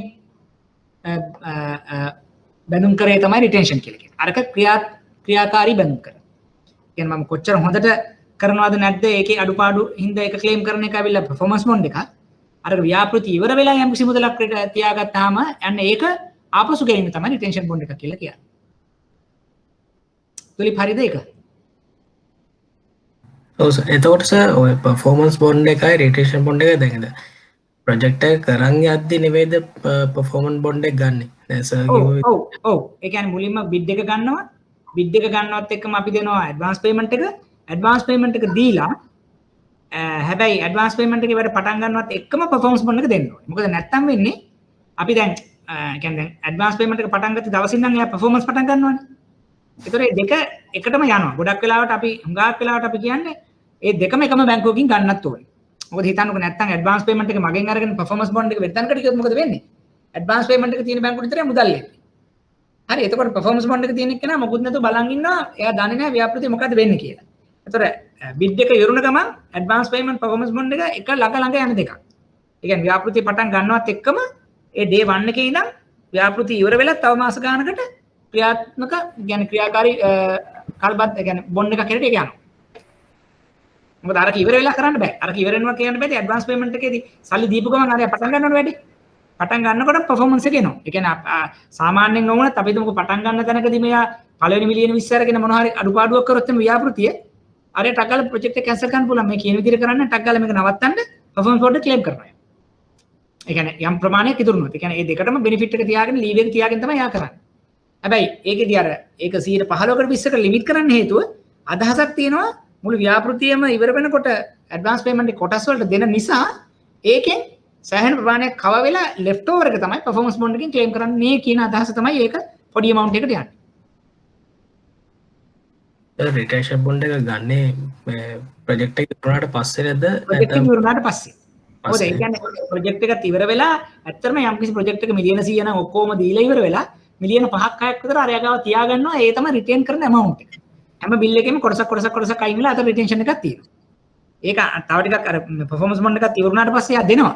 නමුත් අපිට එච්චර කල් ඉන්න බැරි නිසා මොකද කරන්නේ? ආපහු ඕන කස්ටමර් බැංකුව හරහා ඉල්ලනවා රිටෙන්ෂන් බොන්ඩ් එකක් දීලා අර මුදල යා ගන්න. ඒතර රිස්ක් එකක් ඉතින් අපිට දැන් තේරෙන විදිහට ටිකක් අඩුයි. මොකද ප්‍රොජෙක්ට් එක ගිහිල්ලා තව ඉස්සරහට යනකොට ඉතින් කොහොමත් එක්ක අවදාරිය යා දෙනවා. ඒ තියාගන්නේ යම්කිසි ආකාරයකට මේක මදිපාඩුවක් වුණොත් කියන අදහසෙන්. performance bond එකත් මදි වෙයි කියලා. නමුත් අපිත් එකට දන්නවනේ performance bond එකේ සෑහෙන ප්‍රමාණයක් ගිහලා වැඩත් ගොඩාක් 90ක් විතර ඉවරලා නම් උඩරිම බොන්ඩ් එකේ ඉන්නේ 10යි නම් අපි මේක දෙකම තුනම තියාගන්න අවශ්‍ය නැහැ කියන අදහසක අපිත් ඉන්නවා. මේමයි වෙන්නේ. එතකොට මේ ඇඩ්වාන්ස් පේමන්ට් එක අපේ බැංක් එකෙන්ම නොවුනත් performance bond එක 50000කට 20000කට කියලා ඒගොල්ලෝ ලිමිටේෂන් කරලා ඒ කෑෂ් මාජින්ම බැංක් එකේ තියාගෙන දුන්නොත් අපිට රිස්ක් එකක් තියනවද? නෑ එතකොට නෑ. performance bond එක කෑෂ් බෑක් වෙනවා නම් කොහොමත් රිස්ක් එකක් නෑ. සාමාන්‍යයෙන් performance bond එක ඔරිජිනල් දෙන්නේ කෑෂ් බෑක් කරගන්න අමාරුයි. මොකද මිලියන 20ක් විතර වගේ ප්‍රමාණයක් වෙනවනේ මිලියන 100ක ව්‍යාපෘතියකට.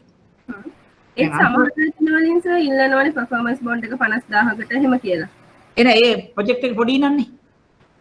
ප්‍රොජෙක්ට් එක පොඩි නම් performance bond එක ඔව් ප්‍රොජෙක්ට් එකේ එකක් තියෙනවද සර් performance bond එකට?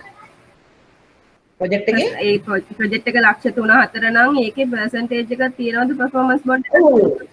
තියෙනවා. දැන් අර මම කිව්වේ සාමාන්‍යයෙන් bid bond එකක් 1.5ත් අතර. advance payment එක 15%ත් 20ත් අතර. performance bond එක 15%ත් 20ත් වගේ. එතකොට අපිට ප්‍රොජෙක්ට් එක ලක්ෂ 3යි නම් performance bond එක රුපියල් 50000ක් විතර වගේ තමයි වෙන්නේ. advance payment එකත් 50000. ඒ කියන්නේ ලක්ෂ 3 වුණාට 50000 කැලි හයිකින් දෙනවා හින්දා තමයි advance payment එක ලක්ෂ 50000ක් වගේ කියලා එයා කියන්නේ. එතකොට bond total project value එකෙන් 100ට ගාණක් තමයි bid bond එක, performance bond එක, advance payment bond එක, retention, maintenance ඔක්කොම decide වෙන්නේ එහෙම. අර වශයෙන් percentages ගානකින් තමයි තීරණය වෙන්නේ. හරි sir thank you. Okay right. අපි තාමනහර තියනද ප්‍රශ්න?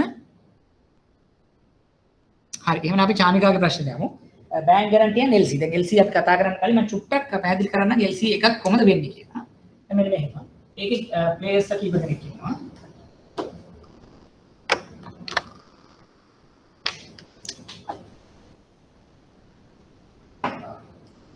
ලියවෙන්නේ නැති එක තමයි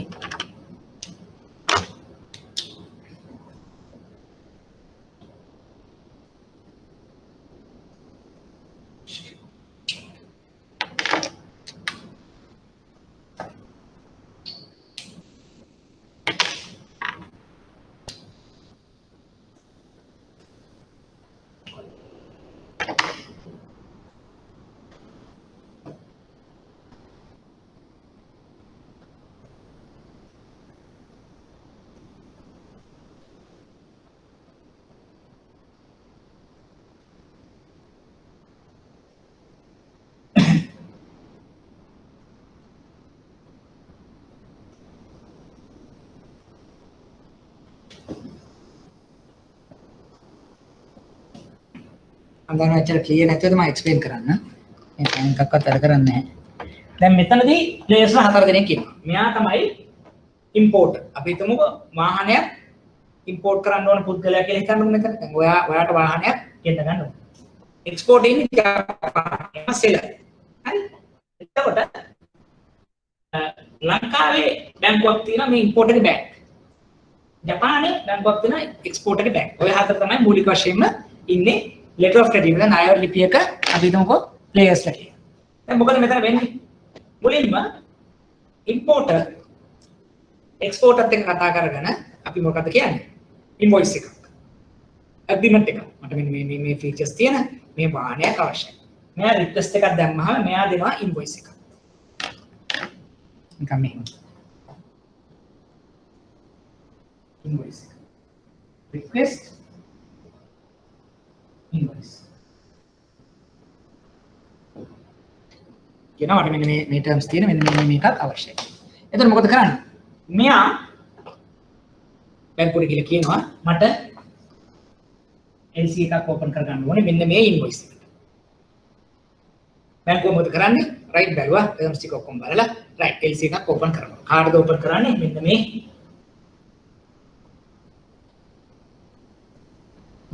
ජපානයේ තියෙන බැංකුවට LC එක ඕපන් කරනවා. තාම ડોකියුමන්ට්ස් විතරයි. මේ කියන කොන්ට්‍රැක්ට් එකට මේ විදිහට එහෙම ගියා LC එකක් ඕපන් කරන්න කියලා කියනවා. ඒකට charges ඔක්කොම හරියට මොනවාරි දෙනවා. ඊට පස්සේ මෙයා LC එක ඕපන් කරනවා. මොකද මෙයා කරන්නේ? මෙයා මෙතෙන්ට LC එක ඇඩ් කරනවා. එක්ස්පෝර්ට් එක කියනවා හරි. ඔයාගේ ලංකාවේ කවුන්ටර් පාර්ට් එකෙන් ඕඩර් එකක් එල්ලනවා. ඒ ඕඩර් එක මෙහෙම ඇවිල්ලා තියෙනවා. ඒක ප්‍රොසෙස් කරලා යවන්න. මොකද මෙයා කරන්නේ? මෙයා shipper. මේනවා දන්නේ නැහැ shipper. shipping company. මෙයා මොකද කරන්නේ? වාහනේ shipping company එකට දෙනවා. අදාළ ડોකියුමන්ට්ස් උත් එක්ක vehicle එක දෙනවා. vehicle. එතකොට මෙයා මොකද කරන්නේ? මෙයා දෙනවා ડોකියුමන්ට්ස්. ඊට කලින් මෙතන LC open වෙනකොටම LC confirm කරනවා ඈ. අර ඒ කියන්නේ අපි ඉල්ලන්නේ LC copy එකක් හැම ඉල්ලනවා කියලා කියන්නේ LC confirm එක. කියන්නේ LC එක open කරාම මේ ටික බලලා මේක can කියලා කිව්වහම තමයි LC අපි LC copy එක අපි ඉල්ල ගන්න. නැත්නම් අපි දන්නේ නැහැ LC එක open වුණා හරියද කියලා. so එතකොට දැන් මෙයා මොකද කරන්නේ? shipping company එකට vehicle එක දෙනවා shipping documents දෙනවා. මෙයා මොකද කරන්නේ? මෙයා යනවා මෙතන. shipping documents දෙනවා මෙතන. දුන්නාම මෙයාට pay කරනවා. wait. documents ටිකක් බලාගෙන මෙයාට දුන්න ගමන් pay කරනවා. මොකද මේ original LC එකේ terms and conditions ඔක්කොම check කරලා බලලා හරිනම් වැඩේ ඉවර කරනවා. දැන් මෙයා ඒ documents ටික මෙතෙන් දෙනවා. අපි ඔය කියන LC documents. ඒව ගමන් මේ පැත්තට payment එක යනවා. දැන් මෙයාට හරි ඊට පස්සේ මොකද කරන්නේ? LC documents ටික බංගාවට ආවා. ආවහම මම කියන ඔන්න LC documents ආවා. නැත්තම් අර මම කියන shipping guarantee. shipping guarantee මෙතන LC documents දෙකකින් එකක්. කියන්නේ LC documents එක බැංකුවට ආවම මේක අපි කල්පනා කරන documents ආව කී බල බල ඉඳලා right. LC documents ඇවිල්ලා තියෙන බැංකුවට. මම මොකද කරන්නේ? LC documents ටික ගන්නවා සල්ලි දීලා. මම පේ කරා LC අපි සාමාන්‍ය ක්‍රමයක ගත්තොත් බැංකුවේ LC එක සෙටල් කරා ડોකියුමන්ට්ස් එක මම ගත්තා. අරගෙන මම යනවා ડોකියුමන්ට්ස් එක මෙයාලා ඕක තමයි මූලික වශයෙන්ම LC එක ඉතාලම සැකවින් letter of credit එකක් කියලා කියන්නේ. මෙතනදී ඔක්කොම ડોකියුමන්ට්ස් විතරයි සම්බන්ධ වෙන්නේ. ડોකියුමන්ට්ස් වලට මුදල් ගෙවීම ඔක්කොම වෙනවා. එතකොට hard materials වත් physically කිසිම දෙයක් අර බලන්න අවශ්‍ය වෙන්නේ නැහැ. ඒතර මෙතනදී මුලින්ම importer exporter එක්ක contract එකක් invoice එකක් invoice එක back page LC එකක් LC open වෙලා LC confirm වෙලා මෙයා transaction එකේ දුන්නාම shipper කොළඹට අරගෙන එනවා වාහනේ අරගෙන එනවා. එතකොට ඒ අතර ડોකියුමන්ට්ස් ටික මේ පැත්තට එනකොට මේක සෙට් වෙලා transaction එක ඉවරයි. එතනදී මෙන්න මේ වගේ තැනක බැංකුකරුවා සහ පාරිභෝගිකයා අතර යම් ආකාරයක ගිවිසුමක් පහසුකමක් තියෙන්නට පුළුවන්. හේතුව දැන් LC එක දුන්නහම LC එක කෑෂ් බෑක් නම් ඔයාලට ප්‍රශ්නයක් නෑ ඕපන් කරනවා. ඒ නැත්නම් LC එක ප්‍රොපර්ටි බෑක් නම් මෙතනදී මේ දෙන්න අතර යම්කිසි ලිමිට් එකක් හදලා තියෙනවා.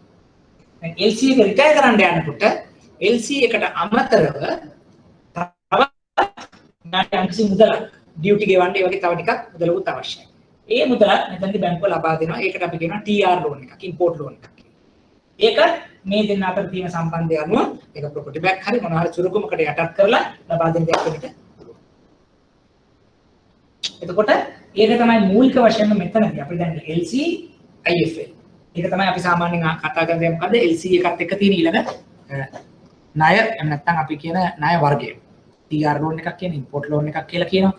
විවිධ නම් වලින් කතා කරනවා. නමුත් ඒ දේ මෙතන අවශ්‍ය වෙනවා. මොකද මෙතන cash back LC වුණා කියලා මෙයා අතේ මුදල් නැත්තම් ඩියුටි ගෙවලා වාහනේ රිලීස් කරගන්න අපි මෙතනදී ඒ ඩියුටි කොම්පොනන්ට් එකක් ෆන් කරනවා. ඒක තමයි අපි LC IFL. LC එකේ retiring charges plus import loan. මොකද LC එක සාමාන්‍යයෙන් මිලියනයක් 1.5ක් වෙන්න පුළුවන් initially. හැබැයි charges තව සෑහෙන ප්‍රමාණයක් යනවා ඩියුටිත් එක්ක ඔක්කොම ගෙවන්න. ඒ ටික මිලියන 7ක් 8ක් වෙන අවස්ථාවක අපි ඒක IFL එකකට ලබා දෙනවා. ඒත් මෙන්න මේ මෙකනිසම් එකට අපි කිව්වා ණයවර ලිපිය එහෙම නැත්නම් letter of credit කියලා. හරි. දැන් මේ සම්බන්ධයෙන් මොනවද ඔයගොල්ලන්ට තියෙන ප්‍රශ්න පැහැදිලි කර ගැනීම? හරි. එතකොට මේ සම්බන්ධයෙන් මොනවද ගැටලු? නැත්නම් ණයවර ලිපිය.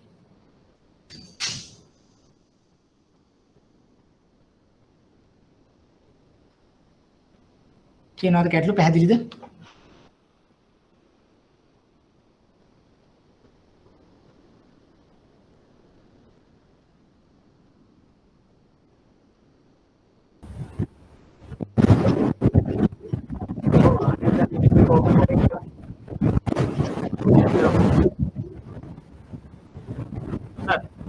කියන්නේ වාහනයක් ගන්න LC එක ඕපන් කරලා දැන් සර්ච් වාතන අර importer exporter ඔව්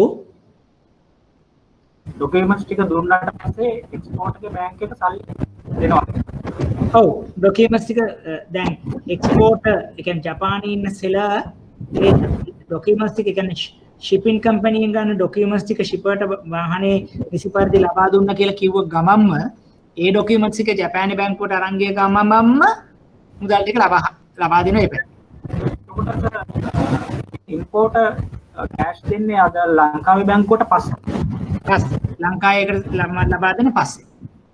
ඒකයි මම කිව්වේ දැන් සාමාන්‍යයෙන් දැන් නැත්තම් වෙන්න ඕනේ කොහොමද? importer මෙයාට සල්ලි දීලා ඒ සල්ලි ටික අතෙන්ට ගිහිල්ලා එතනින් ඒක සෙටල් වෙලා ඒක ටිකක් ලොං ප්‍රොසෙස් එකක් නේ. අර දැන් ඒක තමයි මේ අපි මේකෙන් මේ දැන් ડોකියුමන්ට්ස් මැත්තේ මේක අපි තවදුරටත් මේ ડોකියුමන්ට්ස් පාවිච්චි කරලා මේ ක්‍රමේ පහසු කරලා තියෙනවා. හරි සර්. තිරණි මට තේරුන්නේ නැහැ ඔයා අහනවා ડોකියුමන්ට්ස් එක්ස්ප්ලেইন කරන්න කියලා මොකද්ද තිරණි අහන්නේ එතනදී? ඒ කියන්නේ අපි මේ පාවිච්චි කරන ડોකියුමන්ට්ස් ටික වගේද වා කියන්නේ මේ process එකේ? invoice ඒ වගේ ටිකද? LC shipping documents shipping කරන ඒ වගේ අදහසක්ද ඔයා මීන් කරන්නේ? හරි.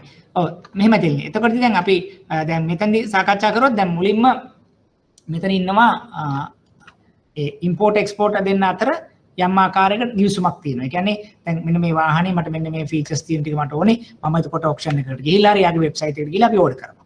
order කරලා ඉවර වුණාම එතන තියෙනවා trade invoice එක. confirm invoice එක. ඒකේ තමයි තියෙන්නේ මුදල කොච්චරද, yen වලින් කොහමද, මොනවද features, එතකොට manufacture year එක, ඒ ටික ඔක්කොම තියෙන ඒ invoice එක තමයි පළවෙනිම දේ.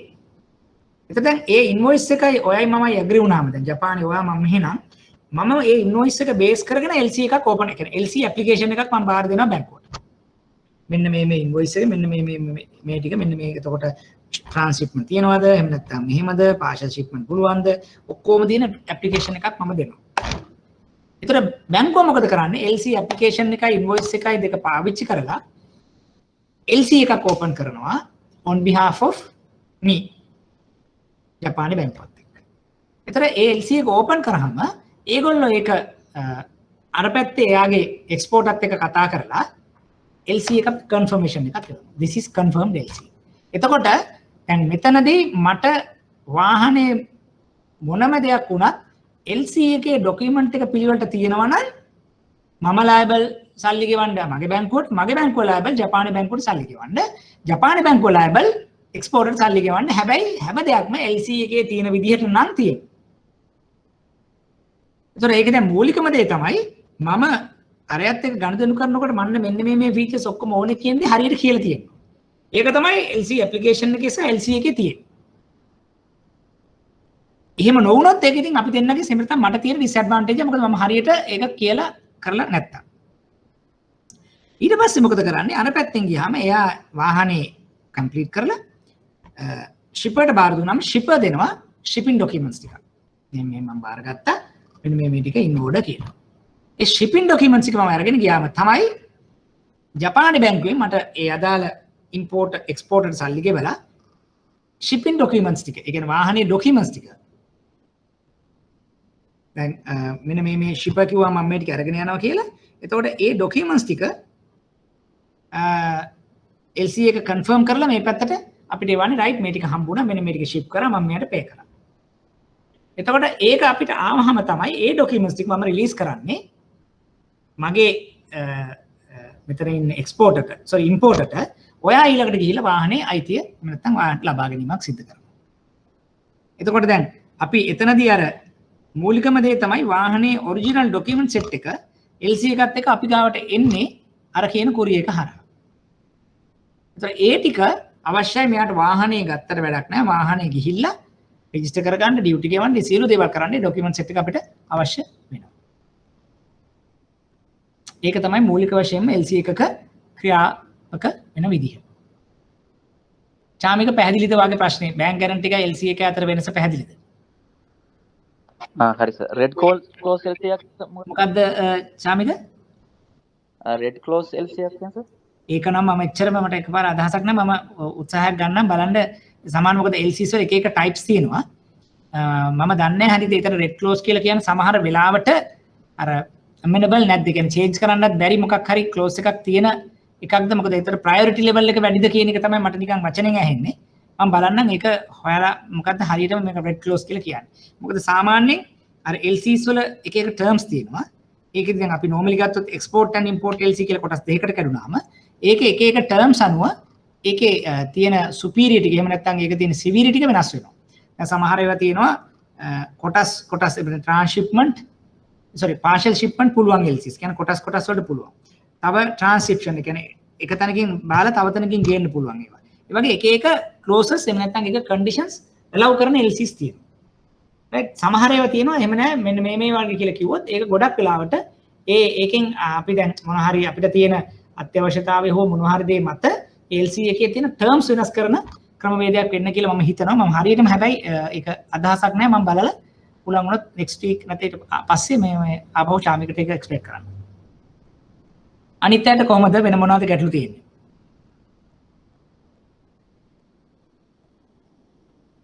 හරි. එහෙමනම් අපි move වුණොත් හරි. දැන් මෙන්න මේක තමයි ණය ලිපි එක. දැන් මම සාකච්ඡා කරපු දේ තමයි මෙතනදී පැහැදිලි කරන්නේ.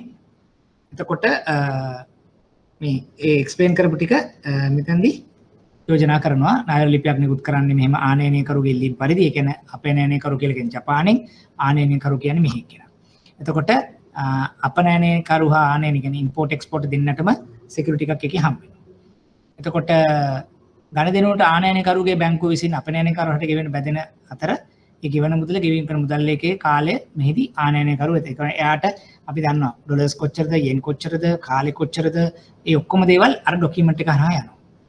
එතකොට අපනයනයකරු කියන්නේ අපි ගත්තොත් එක්ස්පෝර්ටර් ජපානයේ නැව්ගත කරලා එවීමට බැඳෙන අතරේ භාණ්ඩවල තත්ත්ව ප්‍රමාණය ආනව ලැබෙන දිනේ වැනි සාතිකයක්. ඒ කියන්නේ දැන් අපි කියන එක්ස්පයරි ඩේට් එක, ලේටස්ට් ෂිපින් ඩේට් එක, හරි ඒ වගේ සියලුම දේවල්. හරි එතකොට ඒකේ තියෙන ෆීචර්ස් ඒ ටික හරියටම තියෙනවා කියන දේ එයා එන්ෂුර් කරනවා.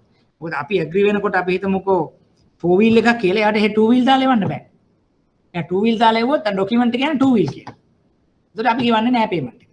එයා 4 wheel එකක් දැම්මොත් තමයි 4 wheel කියලා ගිහිල්ලා අර බැංකුවට එයාගේ බැංකුවට ගියාම සල්ලි ටික හම්බෙන්නේ.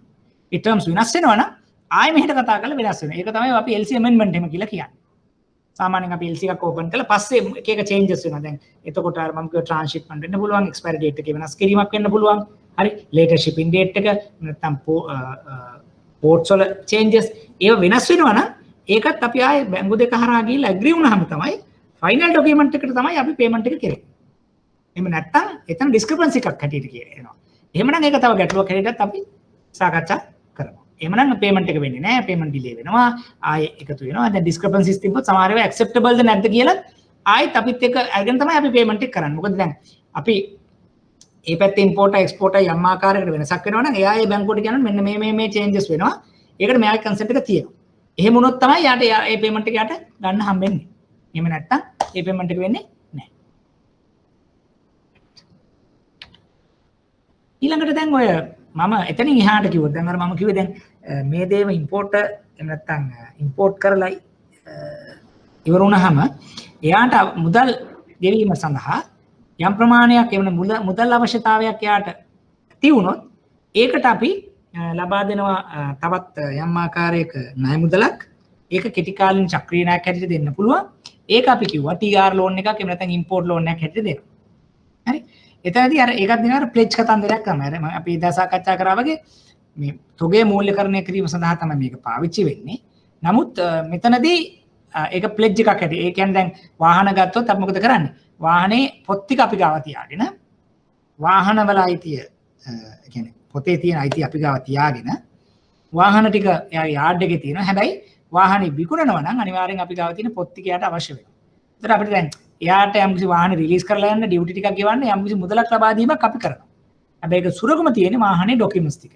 ඔරිජිනල් ඩොකියුමන්ට්ස් ටික යාට අනිවාර්යෙන් අවශ්‍යයි ලංකාවට පාරේ වාහනේ රෙජිස්ටර් කරලා දාන්න හෝ විකුණන්න. හරි එතකොට දැන් අපි ඒ ආකාරයට දැන් කරන ක්‍රමවේදයක් තියෙන නිසා අපිට අවශ්‍යයි නම් ඉම්පෝර්ට් ලෝන් එකක් නැත්නම් TR ලෝන් එකක් හැටියට ඒක ලබා දෙන්නට පුළුවන්. මොකද අර අපි කියන LC එකෙන් තව ටිකක් ඉස්සරහට ගිහිල්ලා මොකද හැම වෙලාවකම LC එක තිබුණා කියලා LC එක ක්ලියර් වුණා කියලා ඒ අදාළ පාරිභෝගිකයට නැත්නම් අදාළ ණයලාභියාට අවශ්‍ය කරන මුදල් නැති වෙන්නට පුළුවන් සම්පූර්ණයෙන් මේක ගෙවලා එහෙම නැත්නම් රෙජිස්ටර් කරලා ඒ යන ඩියුටි ගෙවලා ඒ කොස්ට් එක ගන්න. ඒ නිසා මේ වගේ දෙයක් අපි කරන අවස්ථා තියෙනවා. එතකොට එතනින් මූලික වශයෙන් ඉවර වෙනවා ඒ කියන්නේ ඔය කියන කාරක ප්‍රාග්ධනය සම්බන්ධ අයිතමයන් ඒ වගේ ඉන්ටර්නැෂනල් ට්‍රේඩ් වගේ සම්බන්ධයෙන් තියෙන අයිතමයන් එතනින් එහාට අපි මෙතනදී කල්බදු නැත්නම් ලීසින් ගැන කතා කරන්නට යනවා ඊට මෙපිටින් දැන් මොනවා හරි තව ප්‍රශ්න තියෙනවද සාකච්ඡා කරන්න ඔයගොල්ලන්ට දැන් අද කතා කරපු දේවල් තුලින්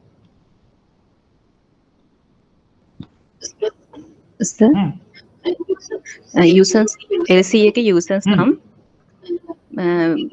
මේ එක්ස්පෝර්ට් එකට කොහොමද සර් කෑෂ් යන්නේ? ඔව් එතනදී මෙහෙමයි.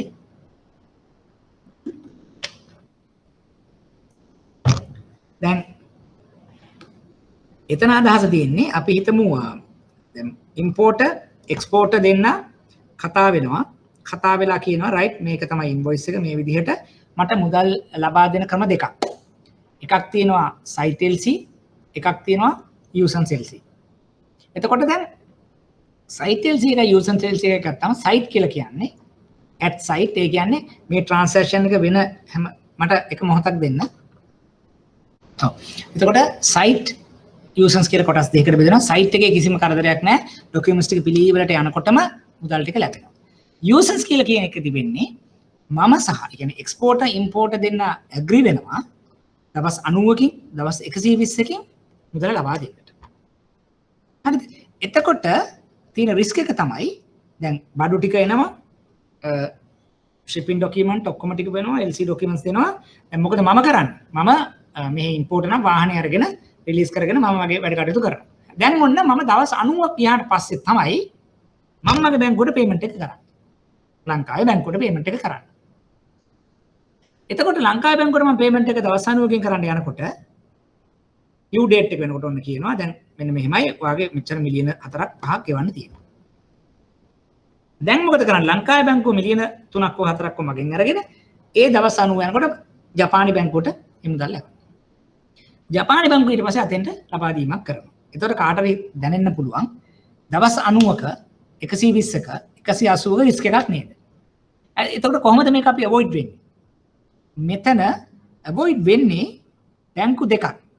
ඩොකියුමන්ට්ස් පර්ෆෙක්ට් නම් තියෙන සම්බන්ධයේදී දවස් 90කින් අනිවාර්යයෙන්ම ලංකාවේ බැංකුවට මම ගෙව්වේ නැතත් ලංකාවේ බැංකුව ලයබල් ජපානි බැංකුවට ගෙවන්න. එතකොට ඒ රිස්ක් එක අයින් වෙනවා. මොකද එතන ඉම්පෝර්ටර්ට එක්ස්පෝර්ටර්ට මුදල් අනිවාර්යයෙන්ම 120 වෙනි දවසේදී 90 වෙනි දවසේදී ඒ බැංකුව ගෙවිය යුතුමයි. ඒ බැංකුව ගෙවනවා කියලා කියන්නේ ඒ බැංකුවට මේ බැංකුව ගෙවිය යුතුමයි. මම මෙතෙන්ට ගෙවුවේ නැත්තම් මම ඩිෆෝල්ට් එකක් වෙනවා. මිසක්කා ලංකාවේ බැංකුවට ජපානි බැංකුවට කියන්න බෑ කස්ටමර් සල්ලි ගෙවන්නේ නැහැ කියලා. ඒක තමයි LC එකක යූසර්ස් LC හෝ සයිට් හෝ ඇග්‍රීමන්ට් එක. right එතකොට දැන් අපිට නැත්තම් සාමාන්‍යයෙන් දැන් ඔයගෙන් පිටට අපේ අනිත් පැත්තට ගියොත් මොකද වෙන්නේ? දැන් අපි හිතමු collection documents આવොත් DPDA කියලා documents against payments and documents against acceptance කියලා. එතකොට රිස්ක් එක කාටද? එක්ස්පෝර්ටර් රිස්ක් එක තියෙනවා. ඒකෙදි බැංකුව liable නැහැ මම ගෙව්වේ නැත්තම් මුදල ගෙවන්නට. දැන් collection basis යන document against payment කිව්වොත් බැංකුව කිව්ව හෝ නැත්තා හෝ මම payment එක කරොත් තමයි මට document එක දෙන්නේ මට වාහනේ ගන්න පුළුවන්. document against acceptance agree වුණොත් exporter importer exporter risk එකක ඉන්නවා sorry exporter risk එකක ඉන්නවා importer සල්ලි ගෙවනකම්.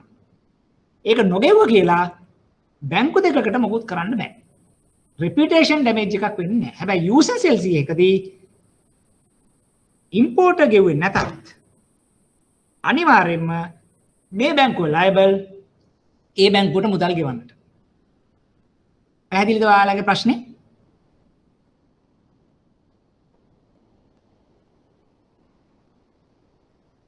ඔව් සර්. right ගාත්‍රි. තව ප්‍රශ්නයක් තියෙනවා මෙතන. right තිලිනි. වෙන මොනවද ගැටලු තියෙන්නේ සාමාන්‍යයෙන් මම ඇත්තටම ඊළඟ එකට යන්න කලින් එහෙමනම් තව චුට්ටක් මම මේකේ තියෙන ඉතුරු ටිකත් මම පැහැදිලි කරලා ඉන්නම්. වෙන මොනවා හරි ගැටලු තියෙනවද? දැන් මේ LC එක මේ අපි ගාව තියෙන සුපිරිම එහෙම නැත්නම් හොඳම අපි කියන ඉන්ස්ට්‍රුමන්ට් එක. ඕක වෙන්න කලින් ඇත්තට මෙන්න මෙහෙම දේවල් ටිකක් තියෙනවා සහ දැනුත් වෙනවා. දැන් අපි කිව්වා එක්ස්පෝර්ටර් ඉම්පෝර්ටර් කියලා දෙන්නෙක් කියලා. ඒතර එක්ස්පෝර්ටර් ඉම්පෝර්ටර් කියලා දෙන්නෙක් ඉන්නකොට මූලික වශයෙන්ම වෙච්චි ක්‍රමවේදයක් තමයි goods in advance කියලා ප්‍රොඩක්ට් එකක් තියෙනවා. ඉන්ස්ට්‍රුමන්ට් එක. ඒ කියන්නේ මොකක්ද? මම ලංකාවේ ඔයා ජපානයේ. එතකොට goods in advance කියන්නේ මට කාර් එක ඕන නම් ජපානයේ ඉන්න එක්කෙනා මට වාහනේ එවනවා මුලින්. මම මුදල් පසුව යවනවා. එහෙම ප්‍රොපොසිෂන් එකක් තියෙනවා. අදටත් තියෙනවා. හැබැයි එතනදී රිස්ක් එක බඩු ටික ආවා මම සල්ලි යවුවේ නැත්තම් ඔයාලට රිස්ක් එකක් තියෙනවා. එක්ස්පෝර්ටර් හැටියට. හැබැයි ඔයයි මමයි කාලයක් තිස්සේ දන්න යාළුවෝ එහෙම නැත්තම් අපි ඔයා දැන් ලංකාවේ මගේ මේ සබ්සිඩියරි එක එතන තියෙන පේරන්ට් කම්පැනි නම් ওই ප්‍රශ්නයක් වෙන්නේ නැහැ. මොකද එකම පාර්ශව නම් goods in advance කියන එක ප්‍රශ්නයක් නැහැ. ඒක අනිත් පැත්ත තියෙනවා cash in advance. ඒක මොකද කරන්නේ? මම මුදල් ඔයාලට කලින් යවනවා right. යෙන් මෙච්චරයි මෙන්න මිලියන 3යි ඔන්න මම TT එකක් ගහලා සල්ලි ටික යවනවා. පස්සේ vehicle එක එනවා. එතනත් රිස්ක් එකක් තියෙනවා. මොකද්ද? සල්ලි ටික අරගෙන ඔයා නිකන් හිටියොත් එමු. නේ? එතකොට නමුත් ඒකත් අවොයිඩ් වෙනවා. ඇයි? අපි දන්න පාටියක් නම් දන්න පාර්ශව නම් එකම කම්පැනි සබ්සිඩියරි පේරන්ට් නම් ওই ප්‍රශ්නේ වෙන්නේ නැහැ. නමුත් අදට goods in advance cash in advance කියන දෙකම භාවිතාවේ දකින්න ලැබෙන ඉන්ස්ට්‍රුමන්ට් දෙකක්. ඔයගොල්ලෝ ඕපන් account එහෙම කියලා අහලා තියෙන්නේ. ඒකක් තමයි. ඕපන් account කියලා කියන්නේ මොකක්ද? දැන් මෙහෙ ඉන්න කෙනෙක් බඩු හෙට යවනවනේ. Open account. export LC මොකුත් නැහැ. මම බඩු යවුවාම සති දෙකෙන් තුනෙන් හතරෙන් එයා මුදල් ලැබෙනවා. remittances එවනවා කියලා අපි කියන්නේ TM export කරන අය. දැන් මේ මොඩලේ අනිත් පැත්ත. ඒ කියන්නේ දැන් අපි US යුක්‍රේන් ඉන්න රෂ්‍යා ඉන්න කෙනෙක් මගෙන් ටී ඉල්ලනවා. එහෙම නැත්නම් EU වල සුපර් මාකට් එකට මම යවනවා fresh fish export LC base කරගෙන නෙවෙයි සමානව මම open account මම බඩු ටික යවනවා. container දෙකක් තුනක් යවනවා. එයා මට සල්ලි යවනවා. ඒතර ඒ transaction එක වෙනවා අර මේ LC තත්ත්වයට එන්න කලින් මේ කරන වැඩ. අපේ තියෙන relationship එක ඔක්කොම බලාගෙන හරියන්නත් පුළුවන්. දැන් සමහර වෙලාවට අපි ඕක වෙනත් ක්‍රම තියෙනවා. දැන් මෙහෙන් මම container එක යවුවාම container එක ports වලින් release වෙනවත් එක්කම එතන යම් ආකාරයක payment එකක් අපි දාගන්නවා. open account යවනවා. හැබැයි open account යන්නේ අතෙන්ට විතරයි. එතන ඉන්නවා මගේ ඒජන්ට් කෙනෙක්. එයා බඩු ටික රිලීස් කරන්නේ එතනින් cash ටික අරගෙන. ඒ වගේ එක එක developments තියෙනවා. නමුත් මූලික වශයෙන්ම cash in advance, good in advance කියලා products දෙකක් තියෙනවා. ඊළඟට තව එකක් තියෙනවා. දැන් මම චුට්ටකට කලින් සඳහන් කරපු collection basis. ඒ කියන්නේ DP, DA. Documents against payments, documents against acceptance. Documents against payments කියලා කියන්නේ ඔය ක්‍රමෙම තමයි බැංකුවත් සම්බන්ධ වෙනවා. හැබැයි බැංකුව වල liability එක LC තරම් නැහැ.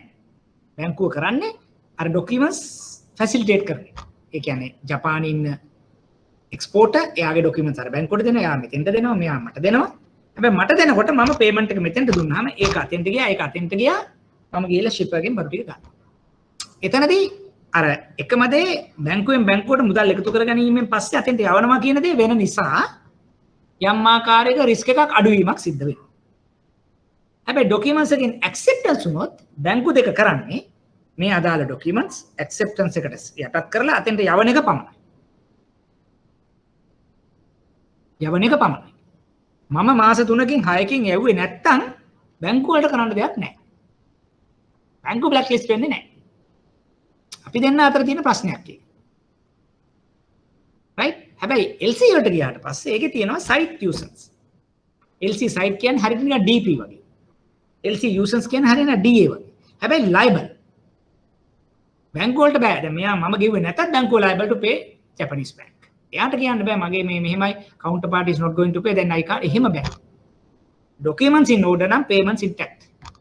අතන උනත් එහෙමයි. ජපානයේ එක්ස්පෝර්ට් එක ගත්තොත් ડોකියුමන්ට් එක පිළිවෙට තියෙනවනේ. වාහනේ ඇතුලේ කෑලි නැද්ද කියන එක අදාළ නැහැ. ડોකියුමන්ට් එක හරිනම් පේමන්ට් එක ඉන්ෂුර්. හැබැයි එතනින් එහාට දැන් වාහනේ හරියට තියනවද නැද්ද කියලා වෙන්නේම LC එකේ ටර්ම්ස් වලට අනුව තමයි වාහනේ කෙරෙන්නත් ඕනේ. අපිත් ටිකක් බලනවා. අපිත් දැන් ඉන්වොයිස් එකක් නිකන් රේස් කරන්නේ නැහැ. අපේ කවුද සෙලර් කවුද? එතකොට ඒකේ තියෙන ප්‍රමිතිය කොහමද? එතකොට මයිලේජ් එක කොහමද? වැලුවේෂන් එක තියනවද? ජයික් සර්ටිෆිකට් එකද? ඒවා අපි බලනවා. එහෙම නැතු දැන් අපි නිකම්ම එකපාර වෙබ් එකේ ගිහලා මට වාහනයක් ගන්න කියන්නේ නැහැ නේ. අපෙත් දැන් අපේ ගත්තොත් මෙහි එහෙ කවුන්ටර් පාර්ටි ඉන්නවා. ඒගොල්ලෝ ඔක්ෂන්ස් වල ඉන්නවා. කාලයක් ඉන්නවා. එහෙම පොඩි රිලේෂන්ෂිප් තියෙන කවුද මේ සෙලර්? රිවිවර් කවුද කියලා. රයිට්? ඒ වගේ දේවල් ටිකක් කරන්න. දැන් හොඳම උදාහරණ දෙන්න අපි හිතන්න දැන් අපි ඔය දැන් දරාස් වගේ නෙවෙයි අපි Amazon හරි එහෙම නැත්නම් අපි ඔය කියන eBay වගේ එකකට ගියාම අපි මොකද්ද කරන්නේ? අපි පේමන්ට් එකක් කරනවනේ. මොකද්ද ඇත්තට මේ පේමන්ට් එක ඇතර කරන්නේ? cash in advance එකක් කරන්නේ.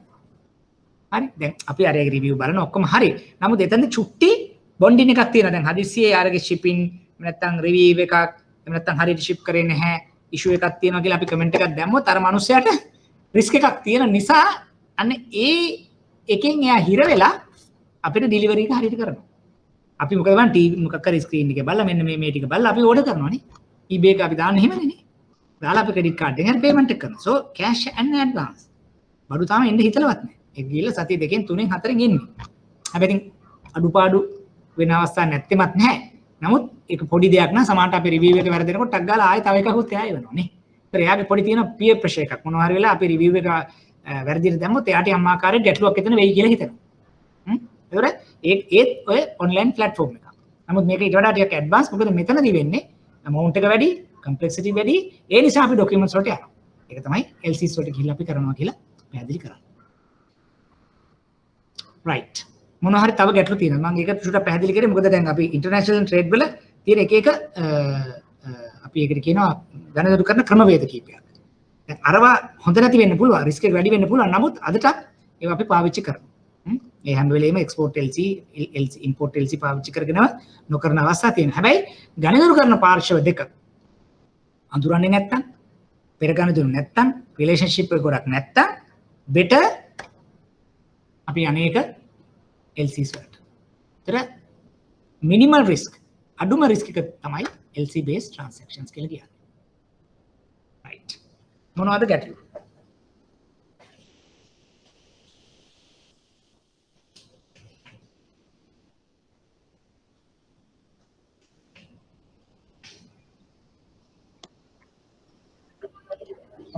සර් DA bill එකක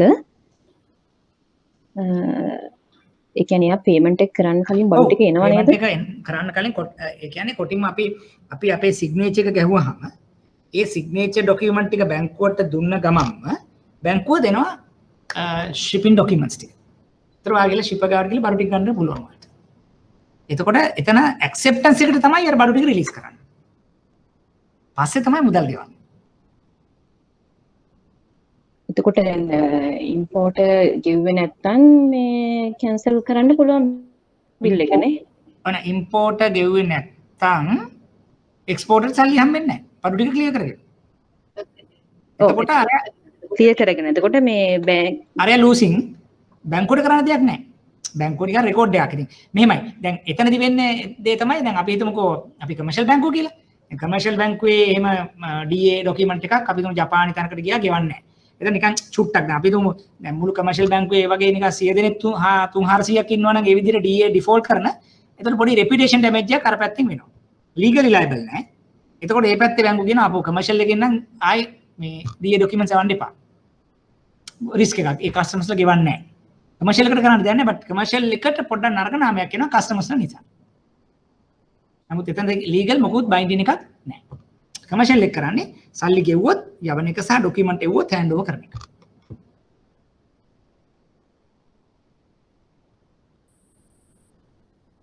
වෙන මොනවද තියෙන ගැටලු?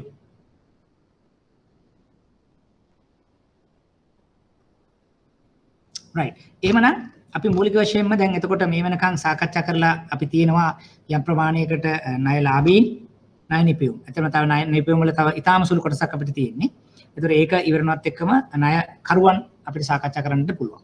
ඒතර ඒ ටික කරාම අපිට පළවෙනි පරිච්ඡේදය නැත්නම් සෙක්ෂන් 1 කියන එක අපිට ඉවර කර ගන්නට පුළුවන්. ගොඩක් වෙලාවට එන සතියේ වෙනකොට ඒ කොටස මම හිතන්නේ ඊට පස්සේ සතියක විතර මේක හා සම්බන්ධ වෙච්ච ප්‍රශ්න කීපයකුත් අපි සාකච්ඡා කරලා ඉවර වෙලා සෙක්ෂන් 2 එකට යන්න තමයි මගේ අදහස. එතකොට අපි මේ කරපු දේ යම් ප්‍රමාණයකට දැනුම්වත් වීමක් සිද්ධ වෙන නිසා.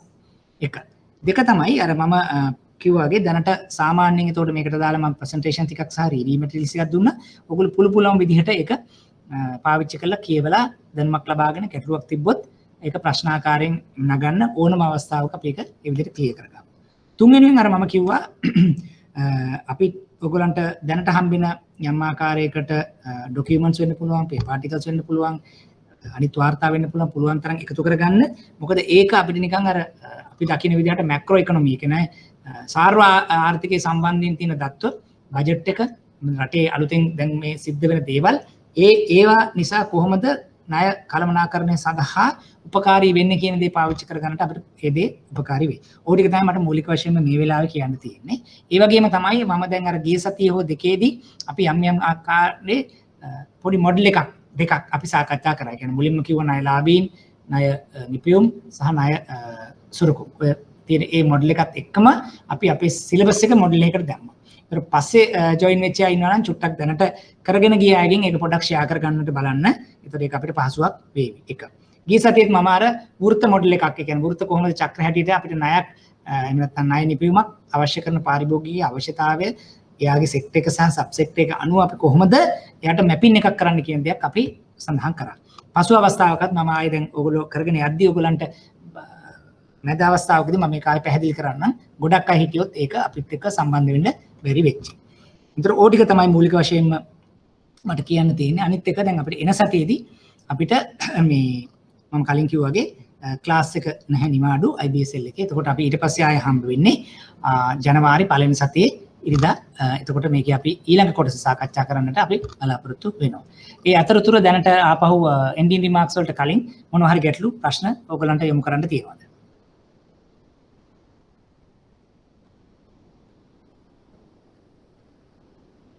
right. එහෙම නැත්නම් අර මම එදා කිව්වා වගේ මට කීප දෙනෙක් ඔයගොල්ලෝ මොබයිල් නම්බර්ස් දීලා තිබ්බා. මම ඒ ටික මම ඇඩ් කරා අපේ IBSL groups කීපයක් තියෙනවා. අවශ්‍යයි නම් මට ඒකත් දැනුවත් කරන්න මට ඒකට ඇඩ් කර ගන්න පුළුවන්. මොකද ඒකේ හැබැයි ගොඩාක් රෙගියුලර්ම නෙවෙයි, වයිබ්‍රන්ට් මේ ඩයිනමික්ම groups නෙවෙයි. නමුත් විටෙන් විටේ සමහරලාට ඔය ෂෙයා කරන data ඒ ටික සාමාන්‍යයෙන් සිද්ධ වෙනවා. right. ඒ ටික තමයි සාමාන්‍යයෙන් මට කියන්න ඕනලා තිබ්බේ. එහෙමනම් අද රැඳී සිටීම සම්බන්ධයෙන් සූති කරන ගමන්ම එන නත්තල් සමයත් ඒ වගේම අලුත් අවුරුදු සමයත් ඔයගලන්ට කරදරයක් නැතුව හොඳට විනෝදයෙන් කටයුතු කරන්න කියලා ප්‍රාර්ථනා කරන ගමන් සුබ නත්තලක් ඒ වගේම සුබ අවුරුද්දක් වේවා කියලා ප්‍රාර්ථනා කරන ගමන් අදට අපි සමු ගන්නවා. right. බොහොම ස්තුතියි.